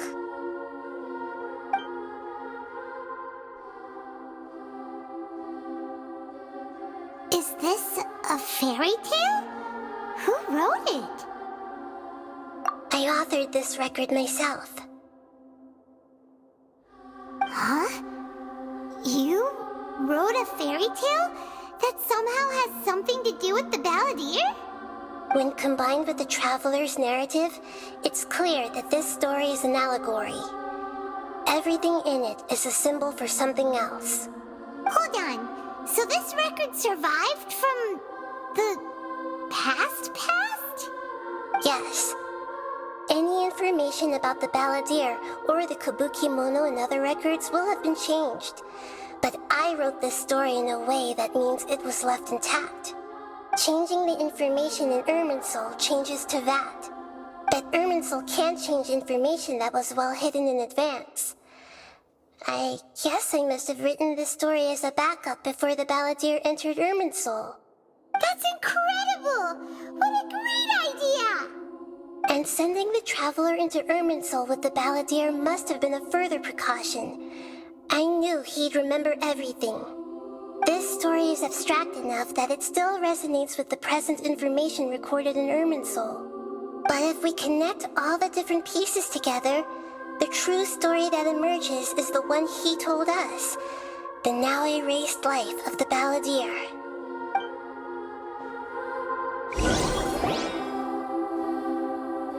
There was once a lone monster draped in fox fur. The monster found a family of foxes, joined them, and they became friends.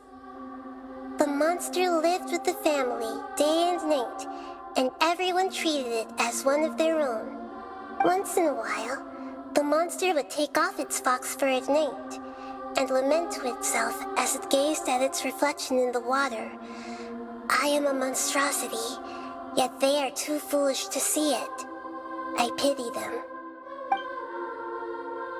But the monster soon found solace when another came to live among the foxes who was not their kin. A kitten, carved from the wood of a white tree who had been abandoned by the humans. The kitten too wished to become a fox, but its tail was too slender and it could not grow a coat of richly colored fur. Yet when the other foxes saw this, they spoke words of comfort to the kitten. Even without a tail and fur like ours, you are still one of us. furious at this happy resolution, the monster lit a fire on the mountain. The terrified animals panicked as the fire spread. The only way to extinguish the flames was to make a sacrifice. A gray fox stood up and addressed the monster. It said, "You are the cleverest among us. Surely you can help us find a way to solve this." The monster smiled, led the fox toward the fire, and murdered it. The gray fox's heart was turned into a beautiful drop of water, clear, spotless, and pure. The monster gave the heart of water to the kitten, telling him, "The foxes have decided. You are the one who must be sacrificed. Take this, quench the flames, and die for your fox kin." The fire was extinguished, but the kitten lived. It left that side of the mountain and found a little bird who had a broken wing. The two promised they would spend their whole lives together, but the little bird did not have long left to live. It passed away soon after. After burying the bird, the kitten left the mountain for good. Never again would it cherish a single creature, nor a single blade of grass that stood on that mountain. The kitten spent the nights wandering aimlessly, gnashing its teeth at the moon. How it wished to swallow the moon and devour the moonlight. If the world could only return to darkness, then it would finally be peaceful and content. I will become the new moon, the answer to everything. Then, no one will know that there were once birds, foxes, and cats in this world. And no one can know that they were different.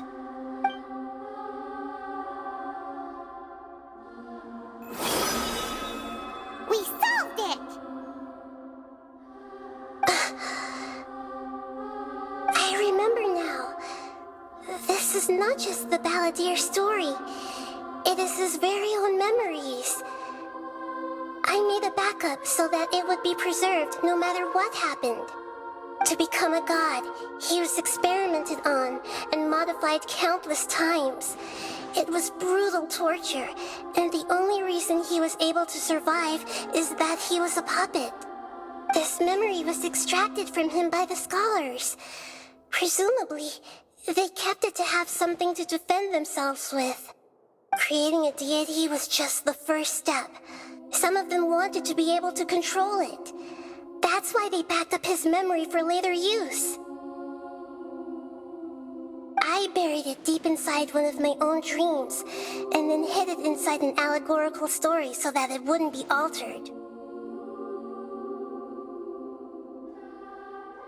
It's hard to believe that this person really existed, let alone that he tried to get rid of us on more than one occasion.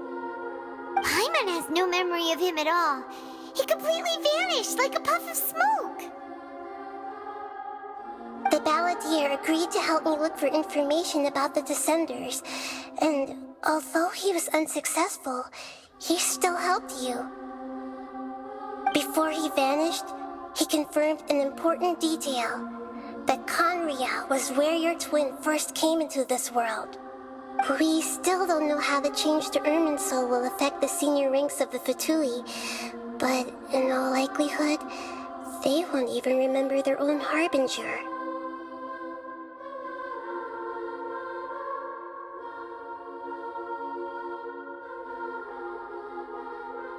It sounds like Paimon wouldn't like this guy a whole lot if he was still around.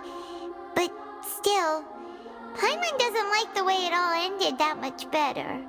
This is why wisdom alone cannot answer all our questions. We look, we see, and we comprehend, but the question still troubles us. So the answer is not everything. People yearn to find the truth and then conquer the troubles they face. When you give someone the truth, you give them a chance to choose their own destiny. To others looking on, this may seem like a pointless endeavor, but for him, The chance to act on his desire to disappear must have meant a lot. Never forget that even when we walk beneath dark clouds along a road filled with suffering, the light of wisdom is always there, guiding us toward a better destination. And that is what you have been doing all along. Yeah, Nahita's right. Cheer up. How about we go get something to eat? We can pick up this heavy conversation again later. Good idea. Paimon, why don't you take him out for a walk to clear his head? You got it. Come on, Traveler. You need to get out of your head for a while. You'll feel much better after taking a walk.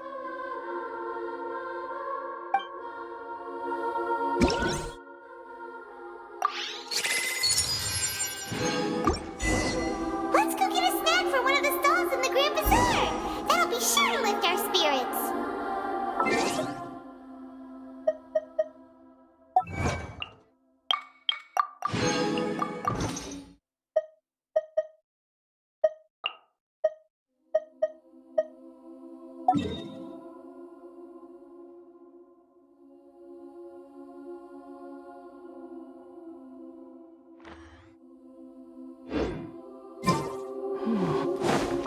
It must be really tough being the only one who remembers all that. But Paimon's always here to help cheer you up.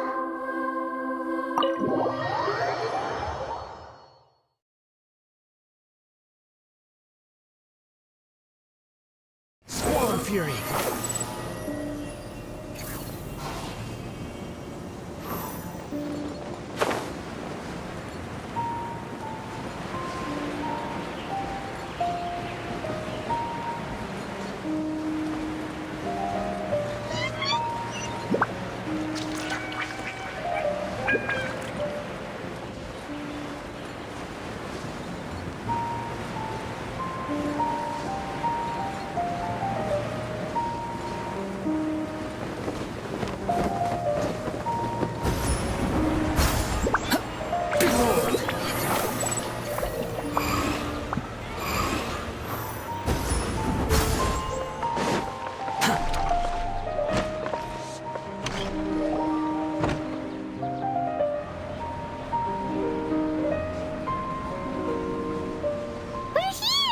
What should we eat first?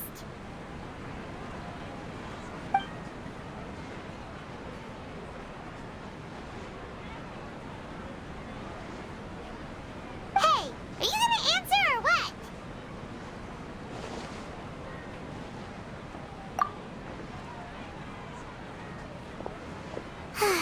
All right, whatever you want. Well, Paimon will be right here when you figured stuff out. Then we can get something to eat.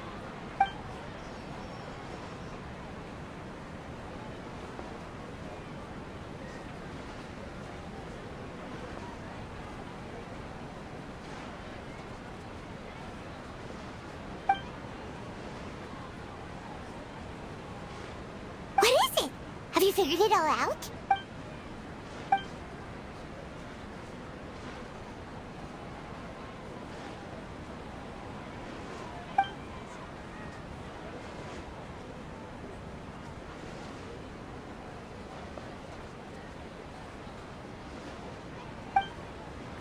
Why'd you jump up all of a sudden?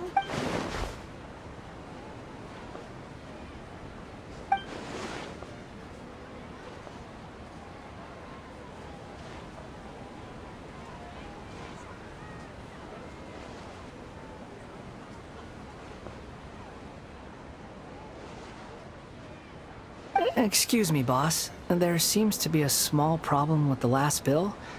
Look, here.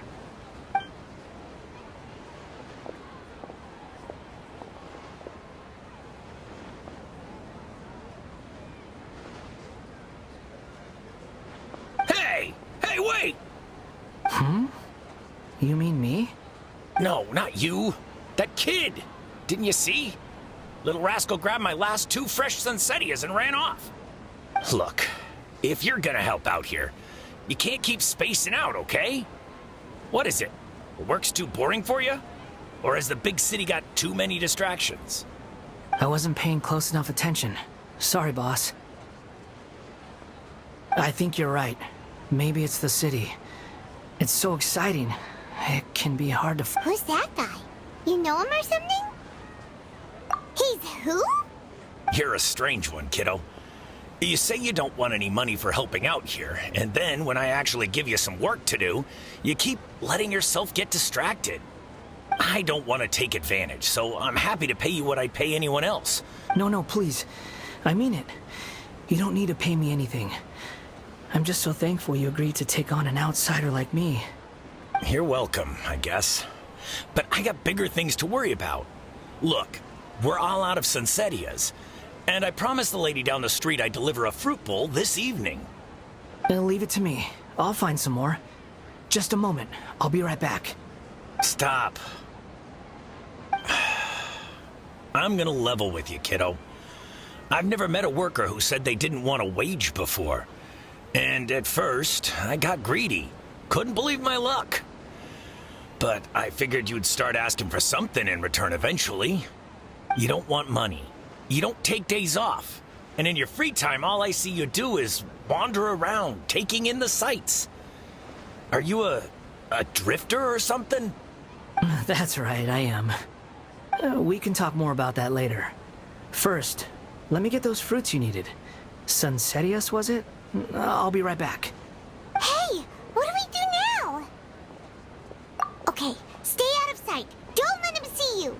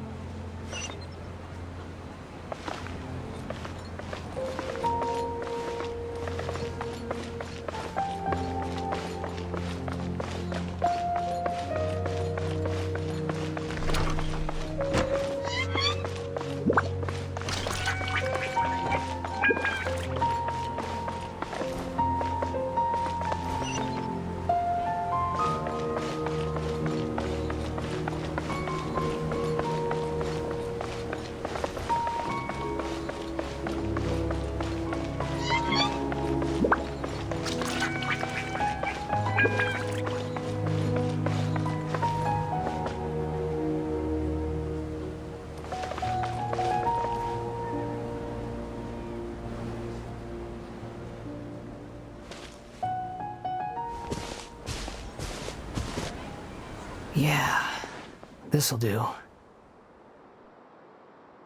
though you say he's the balladeer, what are we planning on doing? Stealing his Sunsetias? Isn't that a bit too cruel? Oh, alright. This should be enough.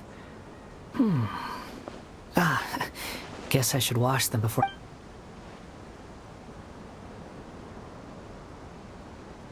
Huh? You two over there. Is there something I can help you with? He spotted us! You've been following me all the way from the city. I'd have to be blind not to notice. Have we met before? No, we haven't met. But you know me? I have no recollection. Are you absolutely sure? Sorry, but I just can't take your word for it. A puppet? What makes you think that? Huh? You were right! The look on his face! I guess you do know me after all. That is not something I share with a lot of people. Look, I'm just a wanderer. But seeing as you've gone through all this trouble to track me down, I'm sure whatever it is must be important. Okay, but please let me deliver these goods to my boss first. Are you really working for that guy? He said you don't want any more for it. Is that true? Yes, I ran into him out in the wilderness during a storm, and he let me take shelter in his cart. In return, I said I'd be his helper for a while. That's... Let me take these back. Then I'll come with you, okay? Then let's return to the city.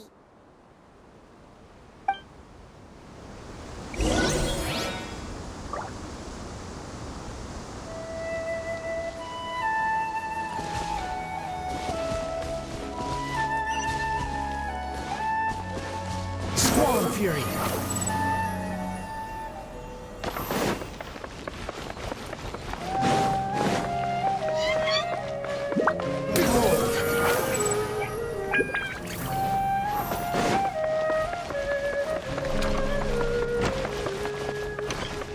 Squall Fury!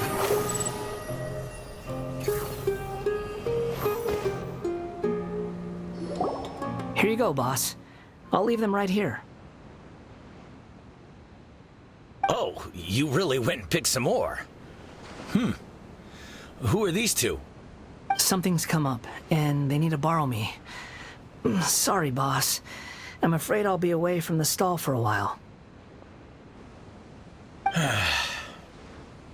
I was just about to pay you anyway. Go wherever you want, kid. Don't waste your time here. What? I get it, okay? You just wanted to help me out, to thank me for giving you shelter from the rain that day. Even then, I don't understand why you're so adamant that you don't want any pay for it.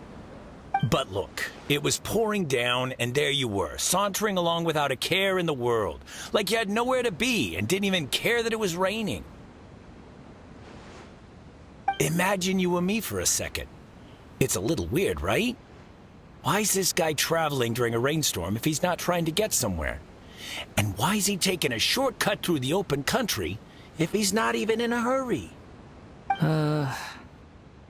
But anyway, taking you in didn't put me out even slightly.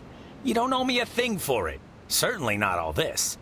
Your time is valuable. You know, you should go live your life. But I don't...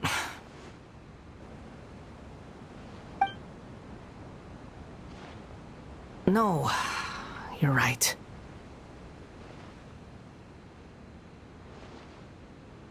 Then I suppose this is where we say goodbye.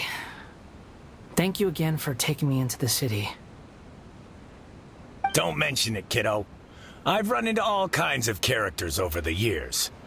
I just hope you find your path. Thank you.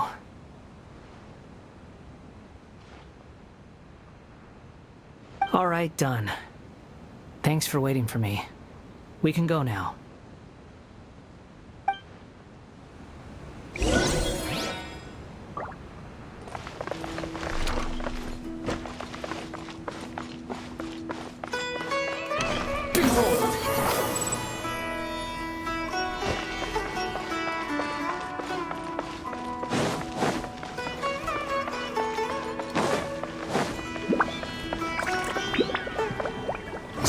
Fury.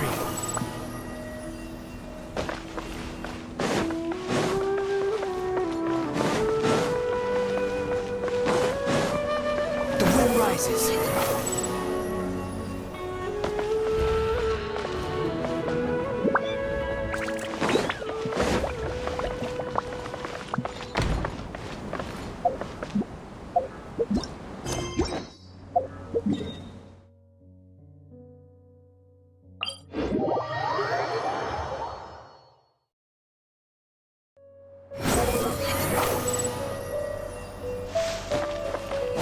Following me. Too slow.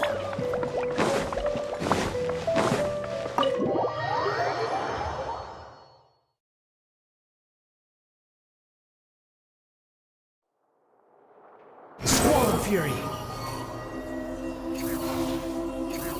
Search for it.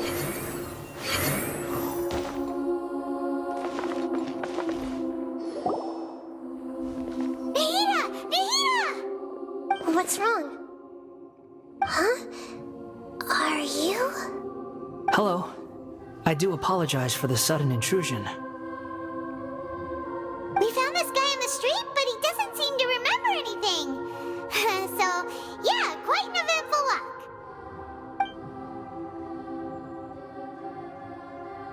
You say that you are trekking across Teyvat to train yourself. Many other Inazumans who describe themselves in this way call themselves Shugenja. Why do you refer to yourself as a wanderer? Well, it seems more relevant in my case. To me, it sounds like a plant with no roots. these two claim that they know me, and that I have a hidden past unknown even to myself. I wouldn't call it the past, but rather... this is a difficult one to explain.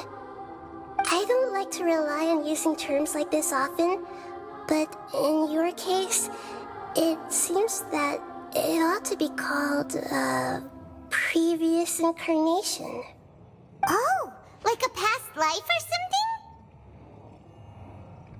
Yes, something far more distant than the past. So far away that you cannot perceive it. Okay, I have to ask. What was I like in my previous incarnation?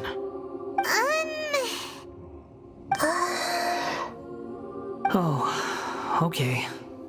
I see. You want to tell me, but you can't bring yourselves to say it. Looks like I didn't have the most wonderful existence in my previous incarnation.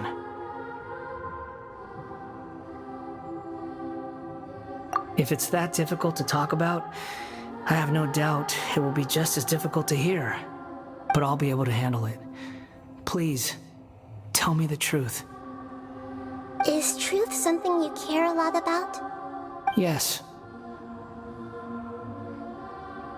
Then I'll be straight with you. In your previous incarnation, you did many things that would be considered evil. You nearly died because of what other people did, and many died because of you.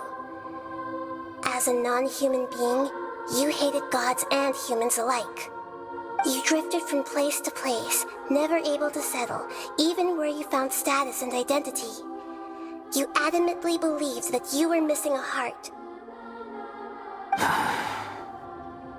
Actions rooted in persistence sometimes bear bitter fruit. Sometimes, you have to let parts of yourself go, or you'll never be happy.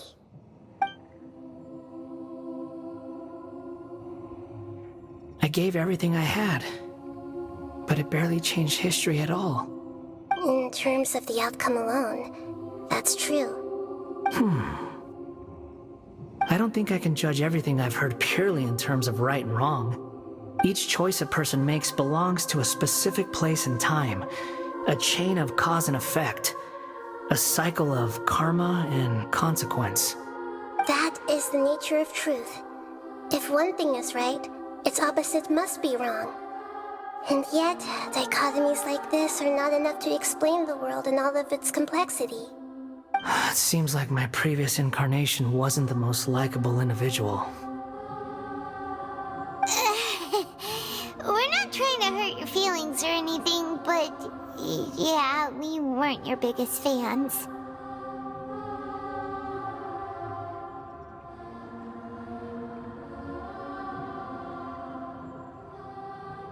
If we were enemies, why are you trying to help me find the truth?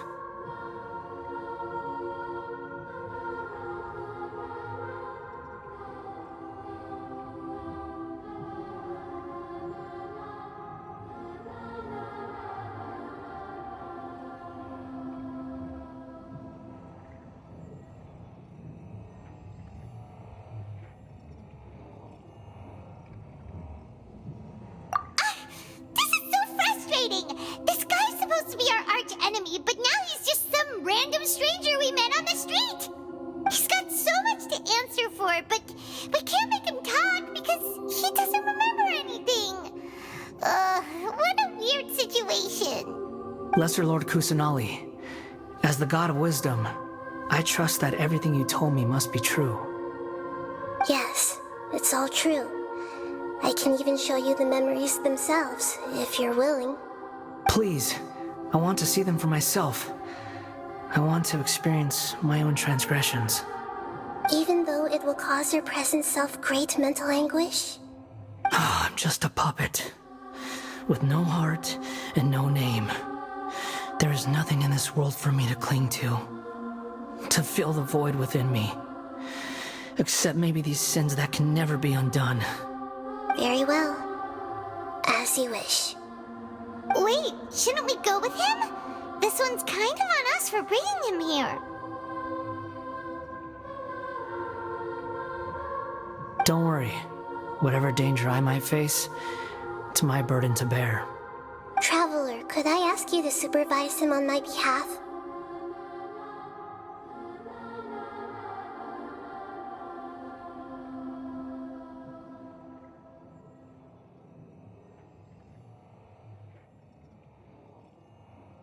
Oh, good point.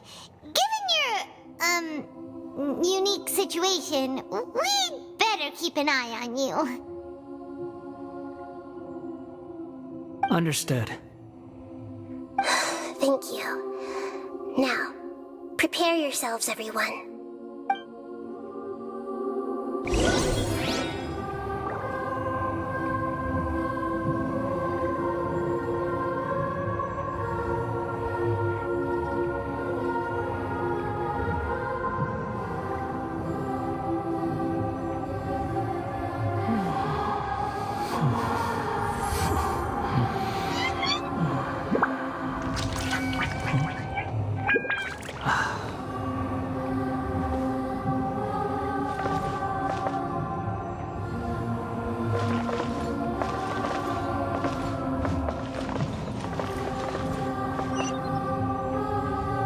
No matter what lies ahead, I'll face it. Whatever it takes. I'm just sorry that you have to join me for the whole thing.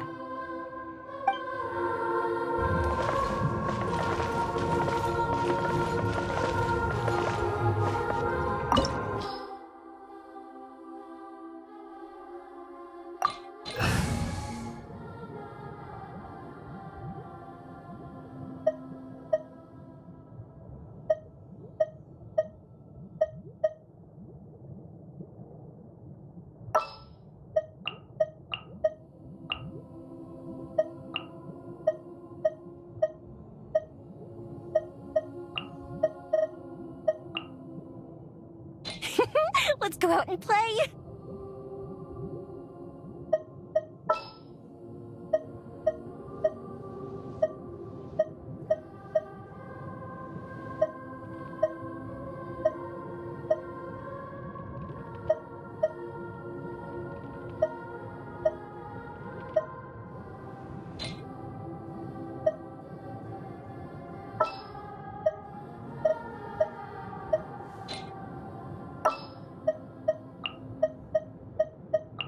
The campaign begins.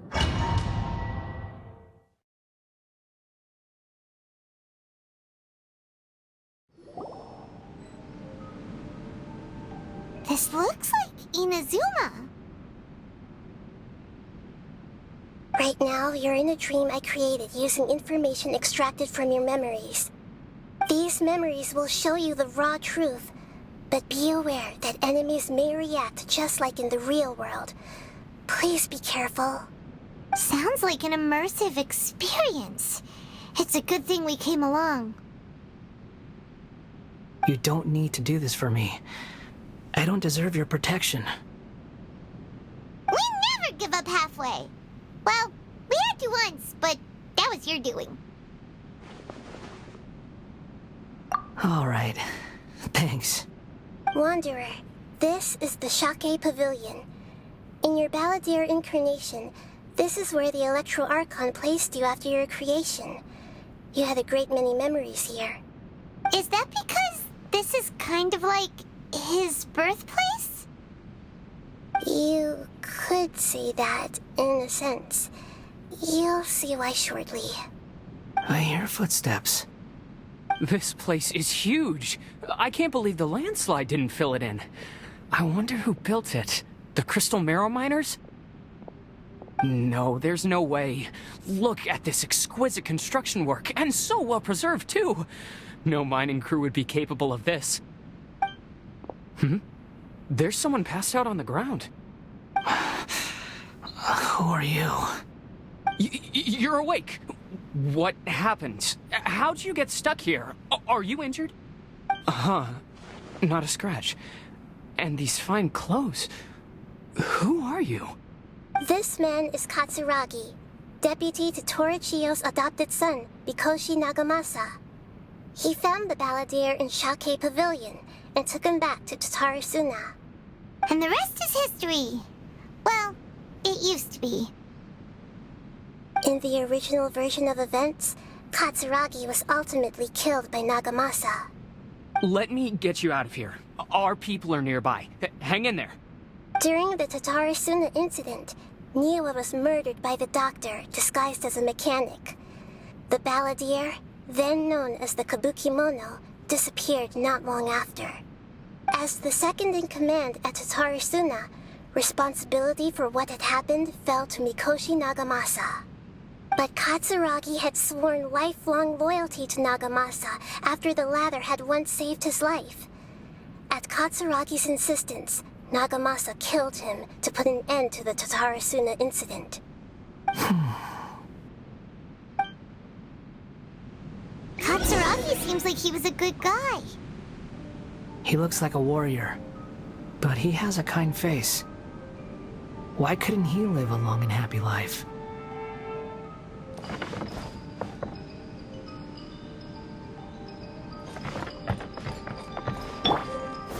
Stabilize!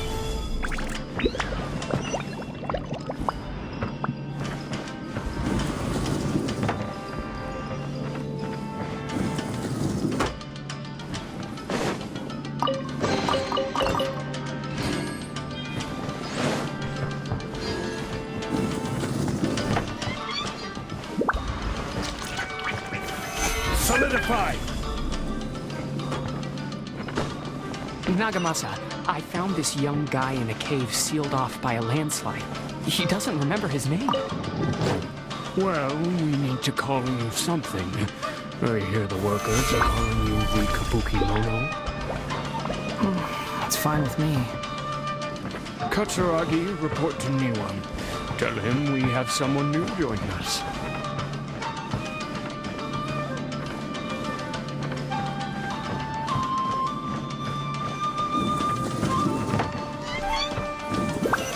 Stabilize!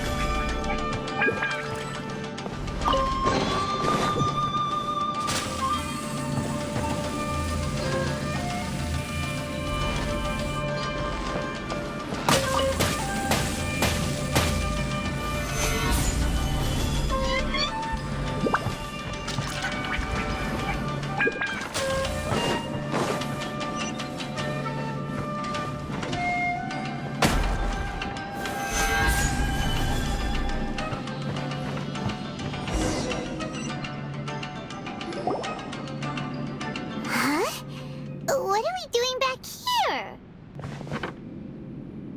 Whoa, this is where you were born? It's pretty, but there's nobody here.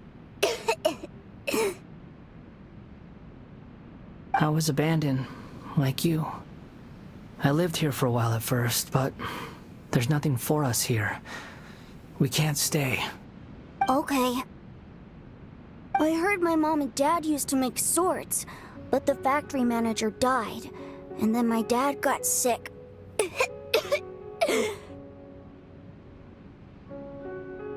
He kept coughing all the time, just like me. Then Mom started coughing too. But you can't. You promised me. Yup, we're family now. We're gonna be together forever and ever. This child didn't have a name. Or rather, the balladeer didn't know what to call him. His father died before he could name him. After his mother died, the child stayed in their straw hut alone. Some of the neighbors helped to raise him. After leaving Tatarasuna, the balladeer ran into this child who didn't have a name, just like him. They made a promise to live together. What happened to the child then? He died from his illness while he was still very young. The balladeer came home one day and found that he had stopped breathing. Hey! What's wrong? Say something! You promised me we could be family! You're no different from Niwa and all the others. You betrayed me too.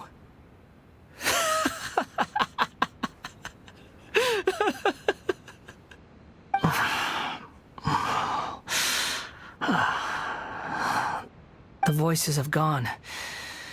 It looks like the memory ends here. Let's keep going.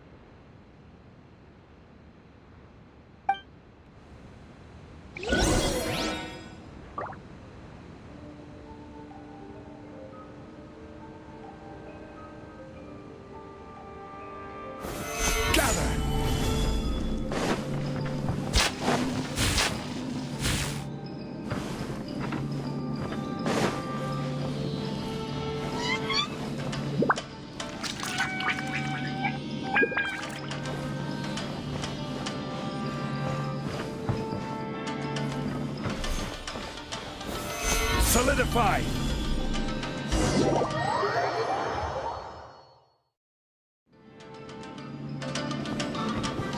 You do realize you're blocking my path.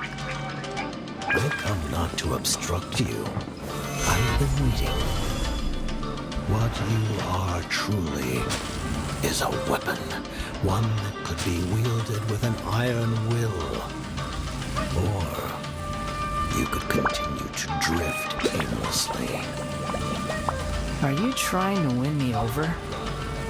The long-fated rebellion has begun. Why not take your place at the banquet and join those who shall feast?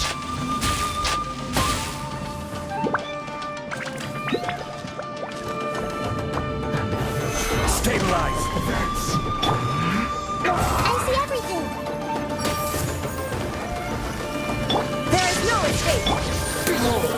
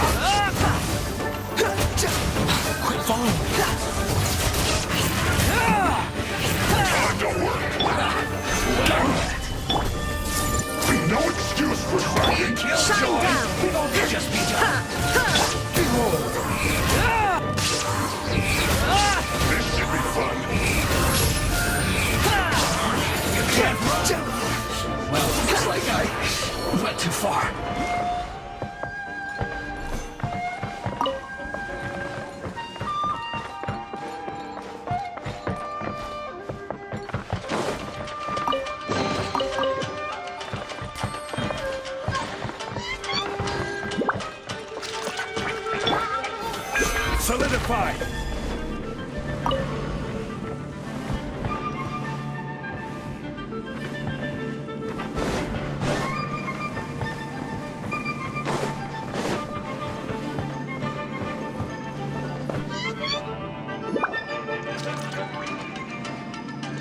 This place is dark.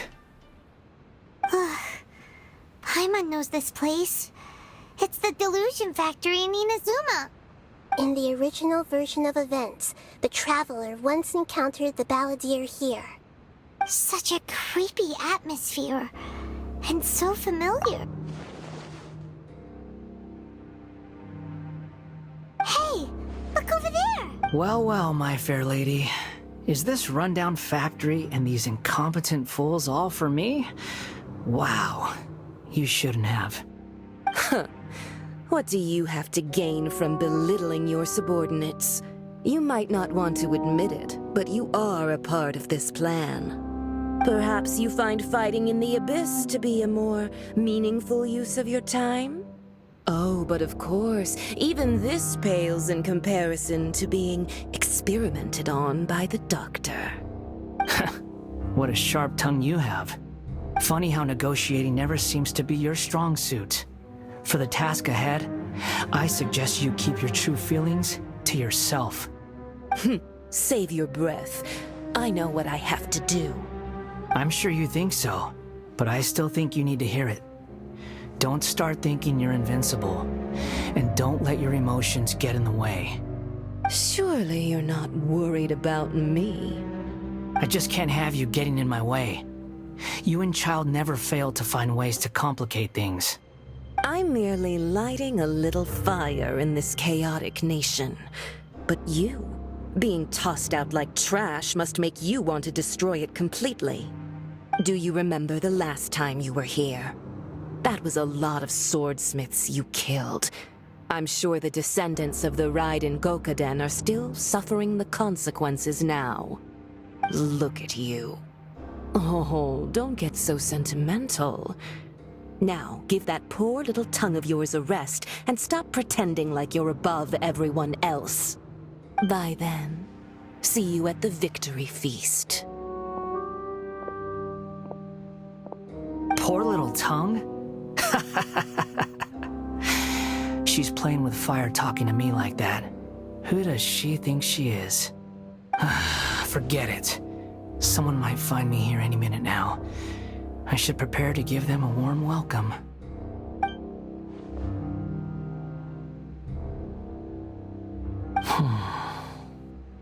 The plot does not end here. There is more of this story to come. Wanderer, are you able to continue? Yes. Please don't worry about me. Why are you staring at me in silence? Can't you think of a nicer way to express yourself? I'm under no obligation to be nice to you.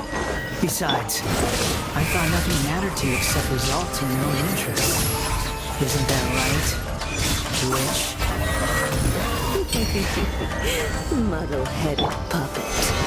You're only number 6 because you can take more abuse than other humans. Do you really count that as an asset?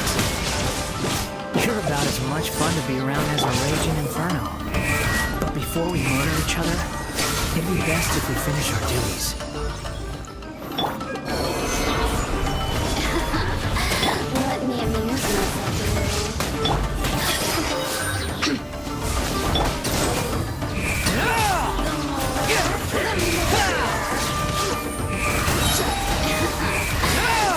Bow your head! Look at me. Just once more.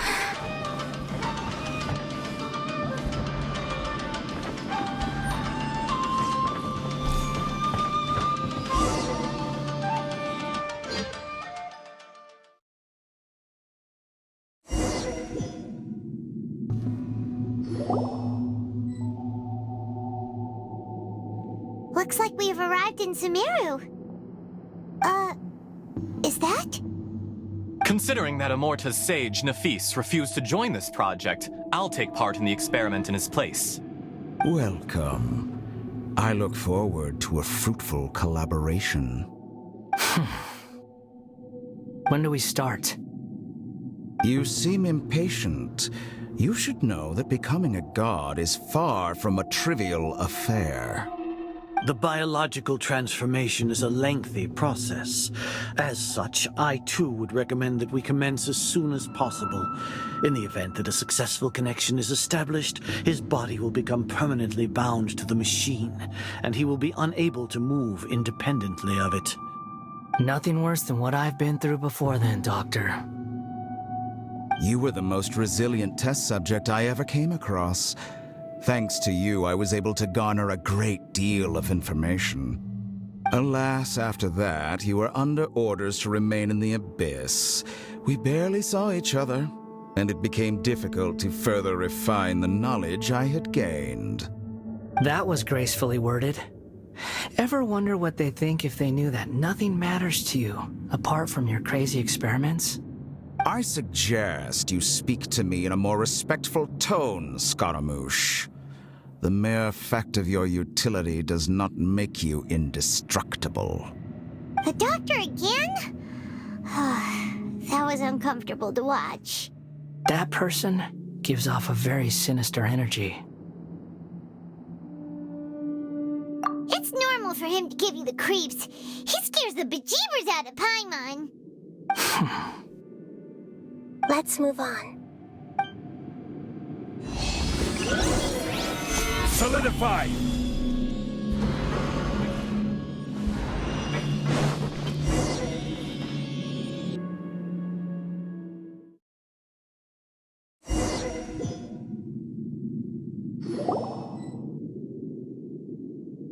You're a god.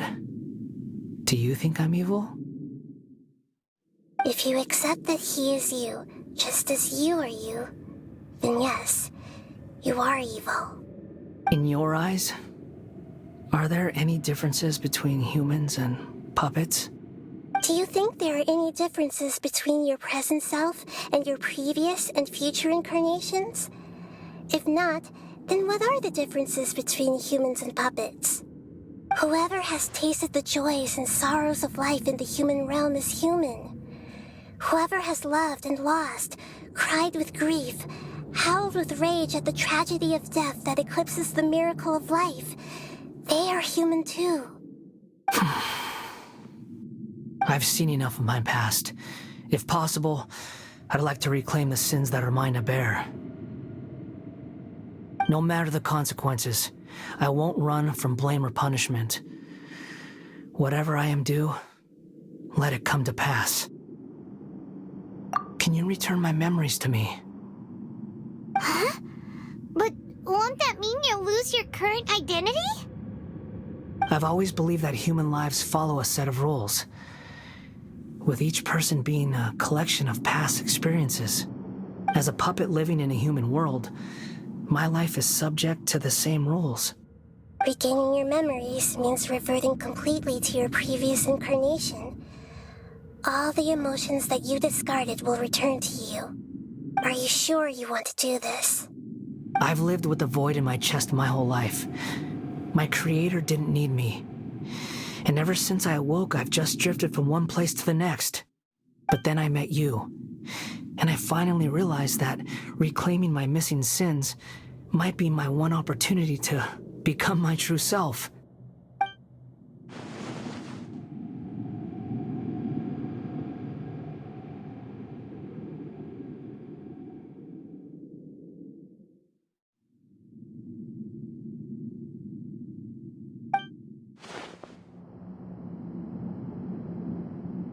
I've always felt I have an innate tendency to yearn for something more, in a way that goes deeper than for most people. But for all my soul-searching as a Shugenja, I've never fully understood it. Looking at it now, it seems that I brought this curse upon myself. So I beg you, grant me this opportunity to gain a purpose, to change my destiny, and end my wandering. Very well. Since your mind is made up, I will return to you that which is yours.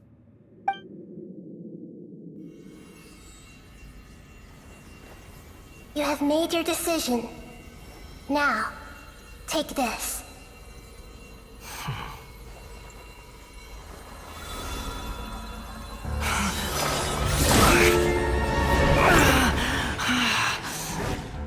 Set him free.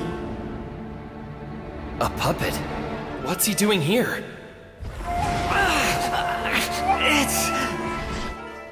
You're a human as far as I'm concerned. Everyone's here. Wonderful. What a fine blade. Nagamasa will be thrilled. This is my...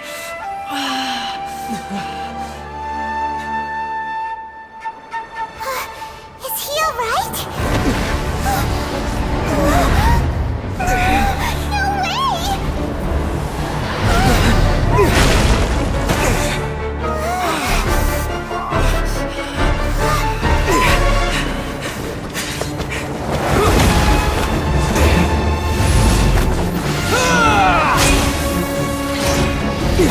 way!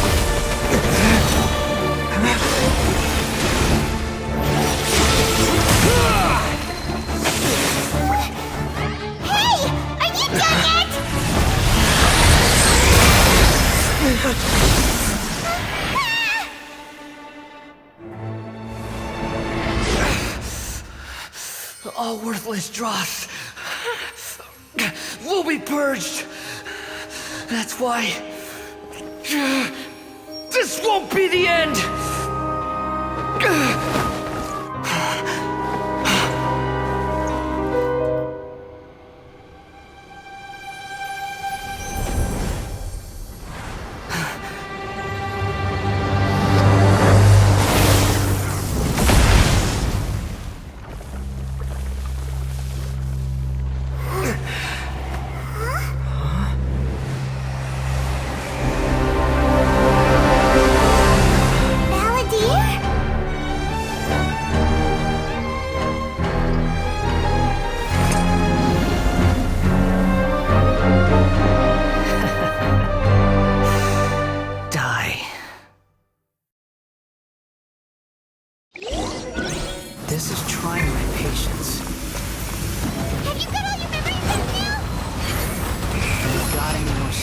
questions? Insignificant past! Squall Fury! You're dead! Feeble human!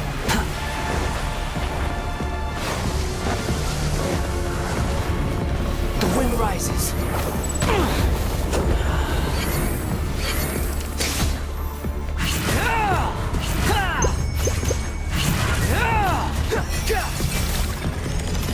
At my command, you shall fall!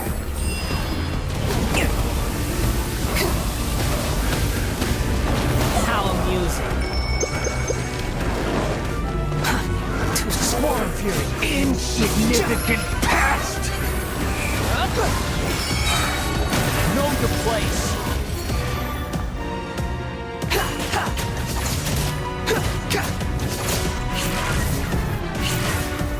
My endless cycle begins!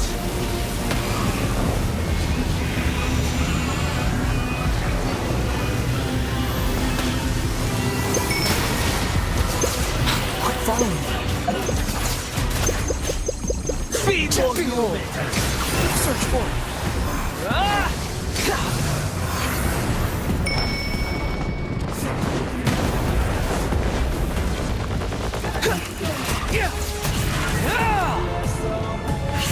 Insignificant past!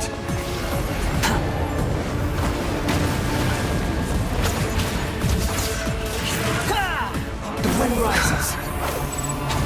Nothing worth mentioning. Churn! Quit following me. Too slow.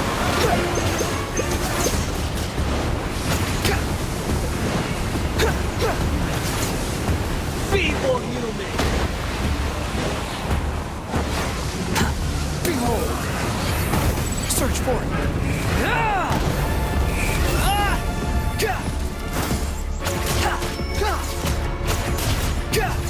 Insignificant past! Too slow. The wind rises. Search for it.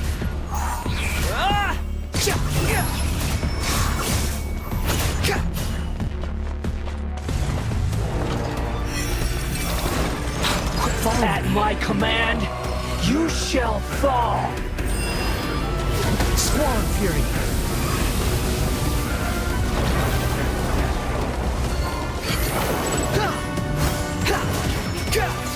Feeble human!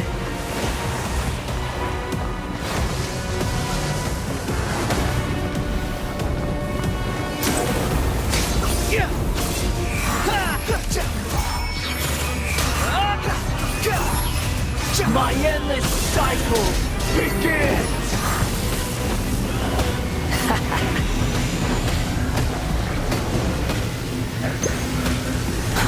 Too slow. Quit following me. Insignificant past! You dare to gaze upon me?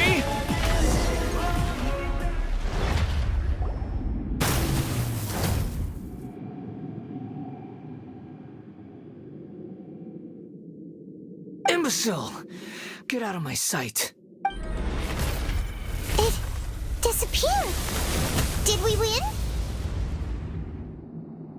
What did you expect? I'd never lose to that. There's the tone of voice again. You're definitely back to your old self. Wait, but it was you inside that thing too. What have you got to be smug about? Sorry. I'm harsh on myself and everyone else. Just the way I am.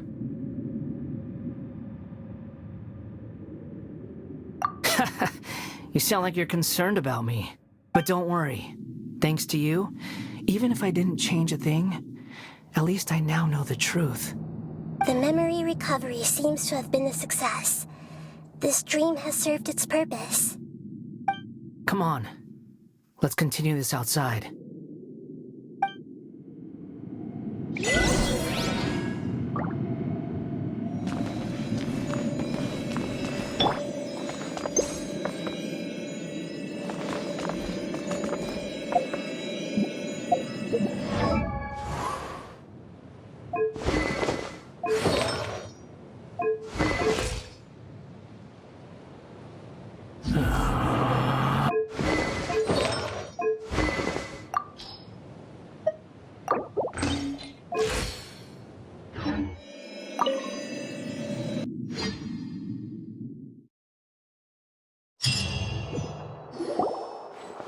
Welcome back, Traveler, Paimon, Balladeer.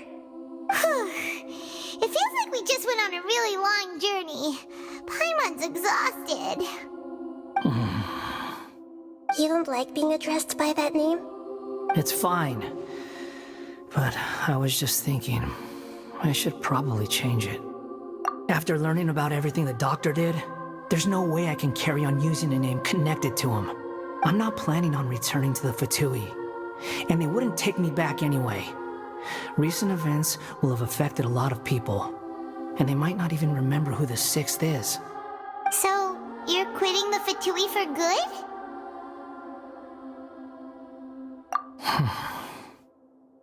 It's like you said, Lesser Lord Kusanali. Everything may look futile, but it wasn't completely meaningless. At least I made a lot of people forget about me. But that doesn't mean your own past has disappeared. Of course. And your main goal, for which you gave up everything you had, you weren't able to achieve it. I hope you can see and understand that. Changing the world, changing the past, changing the fates of other people, these are not simple things to accomplish. What you are looking for is complete annihilation. But this is just a fantasy. Even if the Balladeer is removed from existence, the world will not heed your will. Indeed. How ridiculous. Do you regret doing all that when you've gotten so little in return? Even if I'm completely worthless, there's nothing in the world worth regretting. Lesser Lord Kusanali, you purposely left that information in Irminsul, didn't you? Yes, and I took pains to make sure that you'd acquire that information naturally. Why would you go to such lengths? You trying to win me over too? In all honesty, your past experiences have made you a useful asset to Sumeru and to me. Winning you over was indeed a part of my plan. But before that, I wanted to tell you the truth about your past. If all I wanted to do was use you, then I'd be no different from the doctor. Very clever. I guess you could say that's one of my virtues. Utility to others is what gives me worth. So if embracing my sins is what it takes to make me useful again, so be it. Oh right, I almost forgot. You're the good guys. You're into justice and all that. Sorry if I have a slightly different perspective on things, but I don't feel like I've been duped. The wisest leaders are fated to end up with the best helpers. I can live with that. I'm glad you're able to think of it in that way. Traveler, in the future, I'll continue to search Irminsul more deeply and see what secrets can be uncovered, including the beginning of your twins' journey recorded in Irminsul. What exactly happened before and after that point? I want to know as well.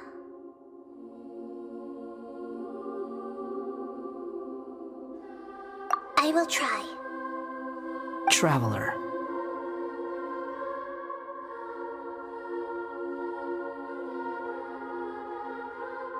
After I dove into the information torrents in Irminsul, why did you go to Inazuma? So that's how you found out whose fate had changed. And how?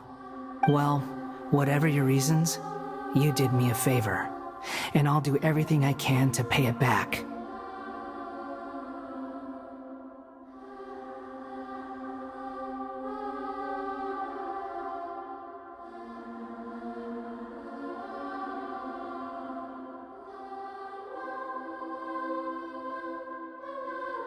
Borrowing and returning are the only real relationships between individuals. I'll balance the books one day. Don't you worry. That's not true. A relationship between two people is not simply a ledger that can be reset to zero. I think deep down you realize this. People who show up in your life don't just evaporate like water drops and leave nothing behind. There is no such thing as balancing the books.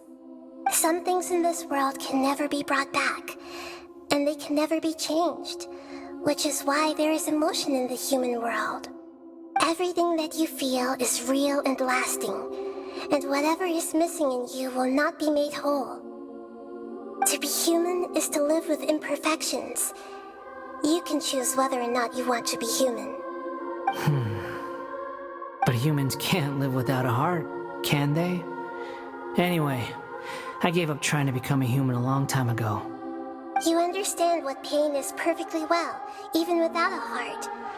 You're just bearing your feelings. The past is set in stone, but you can keep moving on. And the longer your future lasts, the shorter your past will become, until one day, it is but a tiny fraction of your life. Sounds like you've got a future planned out for me. Everything's ended up being pretty darn complicated. Paimon doesn't even know where to start, but the most important thing now is that you need to follow Nahida. Otherwise, all our efforts will have been for nothing.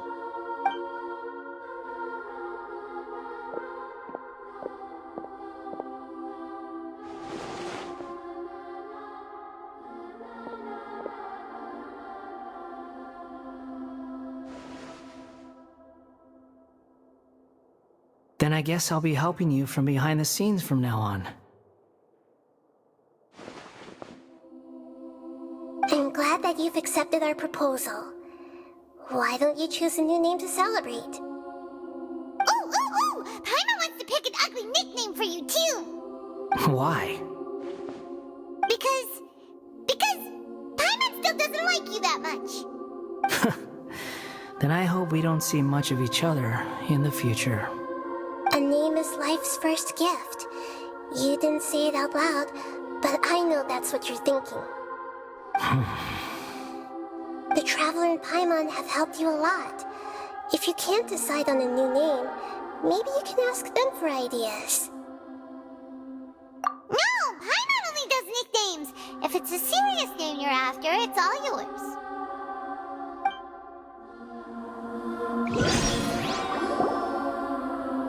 Have you got anything?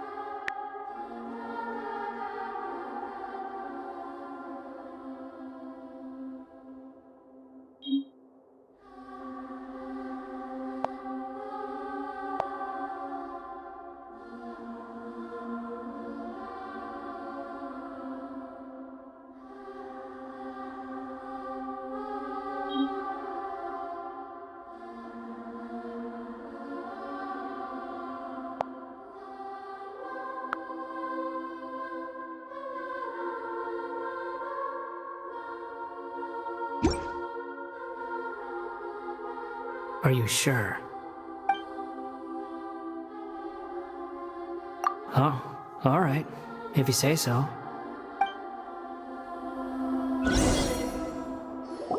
There! Now you have a name of your own. What about a nickname? Are you done yet? Still thinking. Stop rushing me! Take your time. I don't need to see you again until you've thought of one. Everyone who manipulated me and made me suffer will have to pay the price. You mean the Fatui? The doctor, at least. Now that your stance has changed, I believe your future path will change accordingly. But it won't be immediate.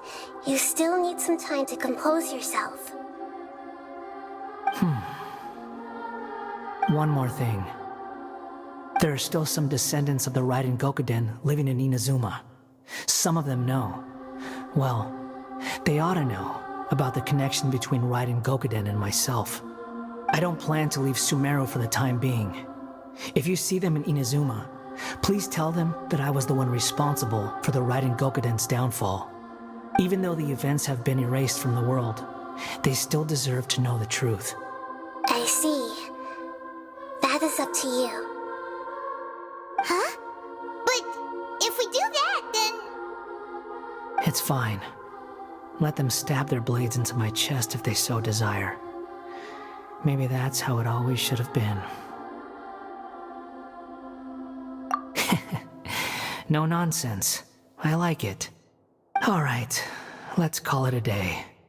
Goodbye, wise deity. And you too. He's gone.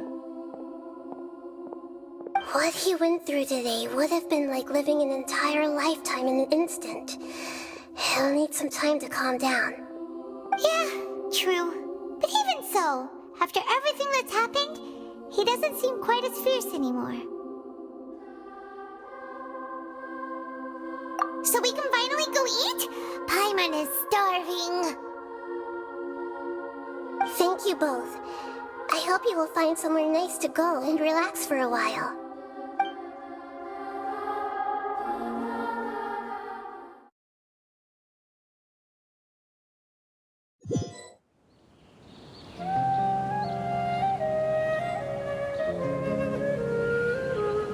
I've got it!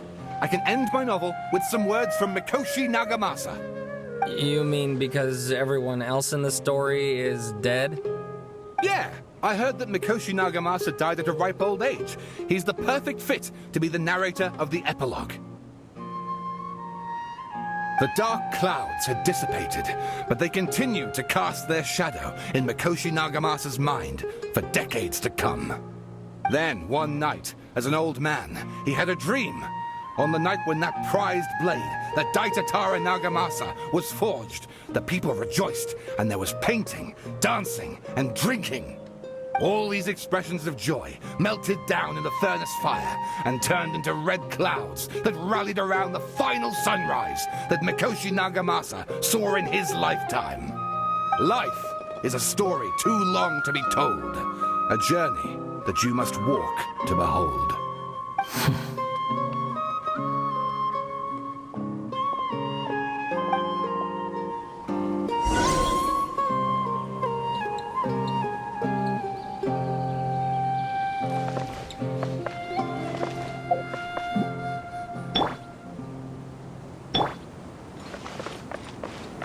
The wind rises.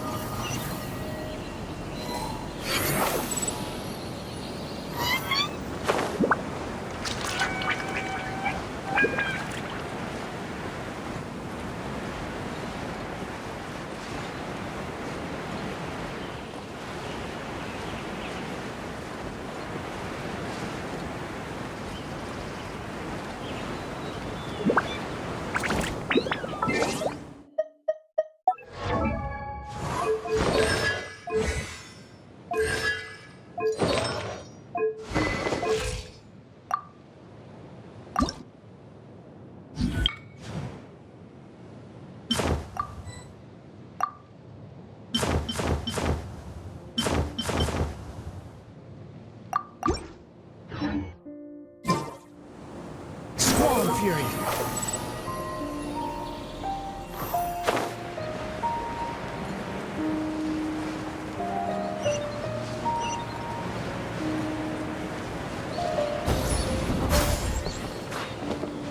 Behold.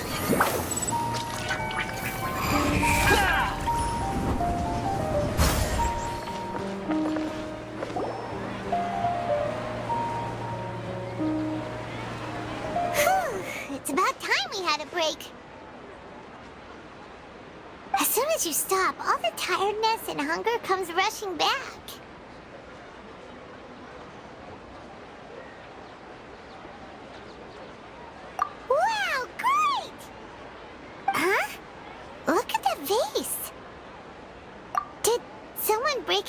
were cleaning the room or something? But Paimon doesn't remember there being a cleaner.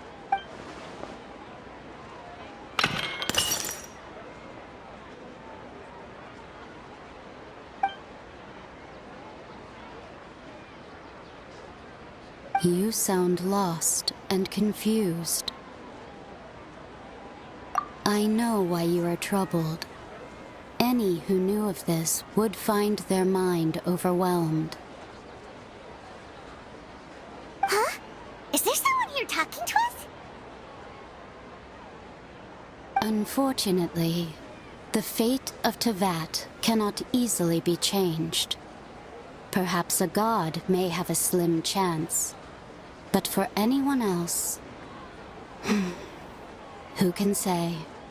When a small animal runs into a tree trunk, though the tree may sway, it is not displaced. The same is true of fate, like a vase that falls to the ground. Whether it is broken by a cat or by a bird, the result is still a broken vase, is it not? Who are you? How do you know about all this?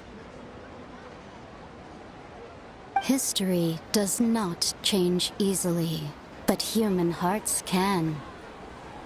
Believe your own eyes. Only that which you see is true. What is unseen is but an illusion. The voice has disappeared. And who the heck was that? And what were they doing coming out of nowhere and saying all that scary stuff?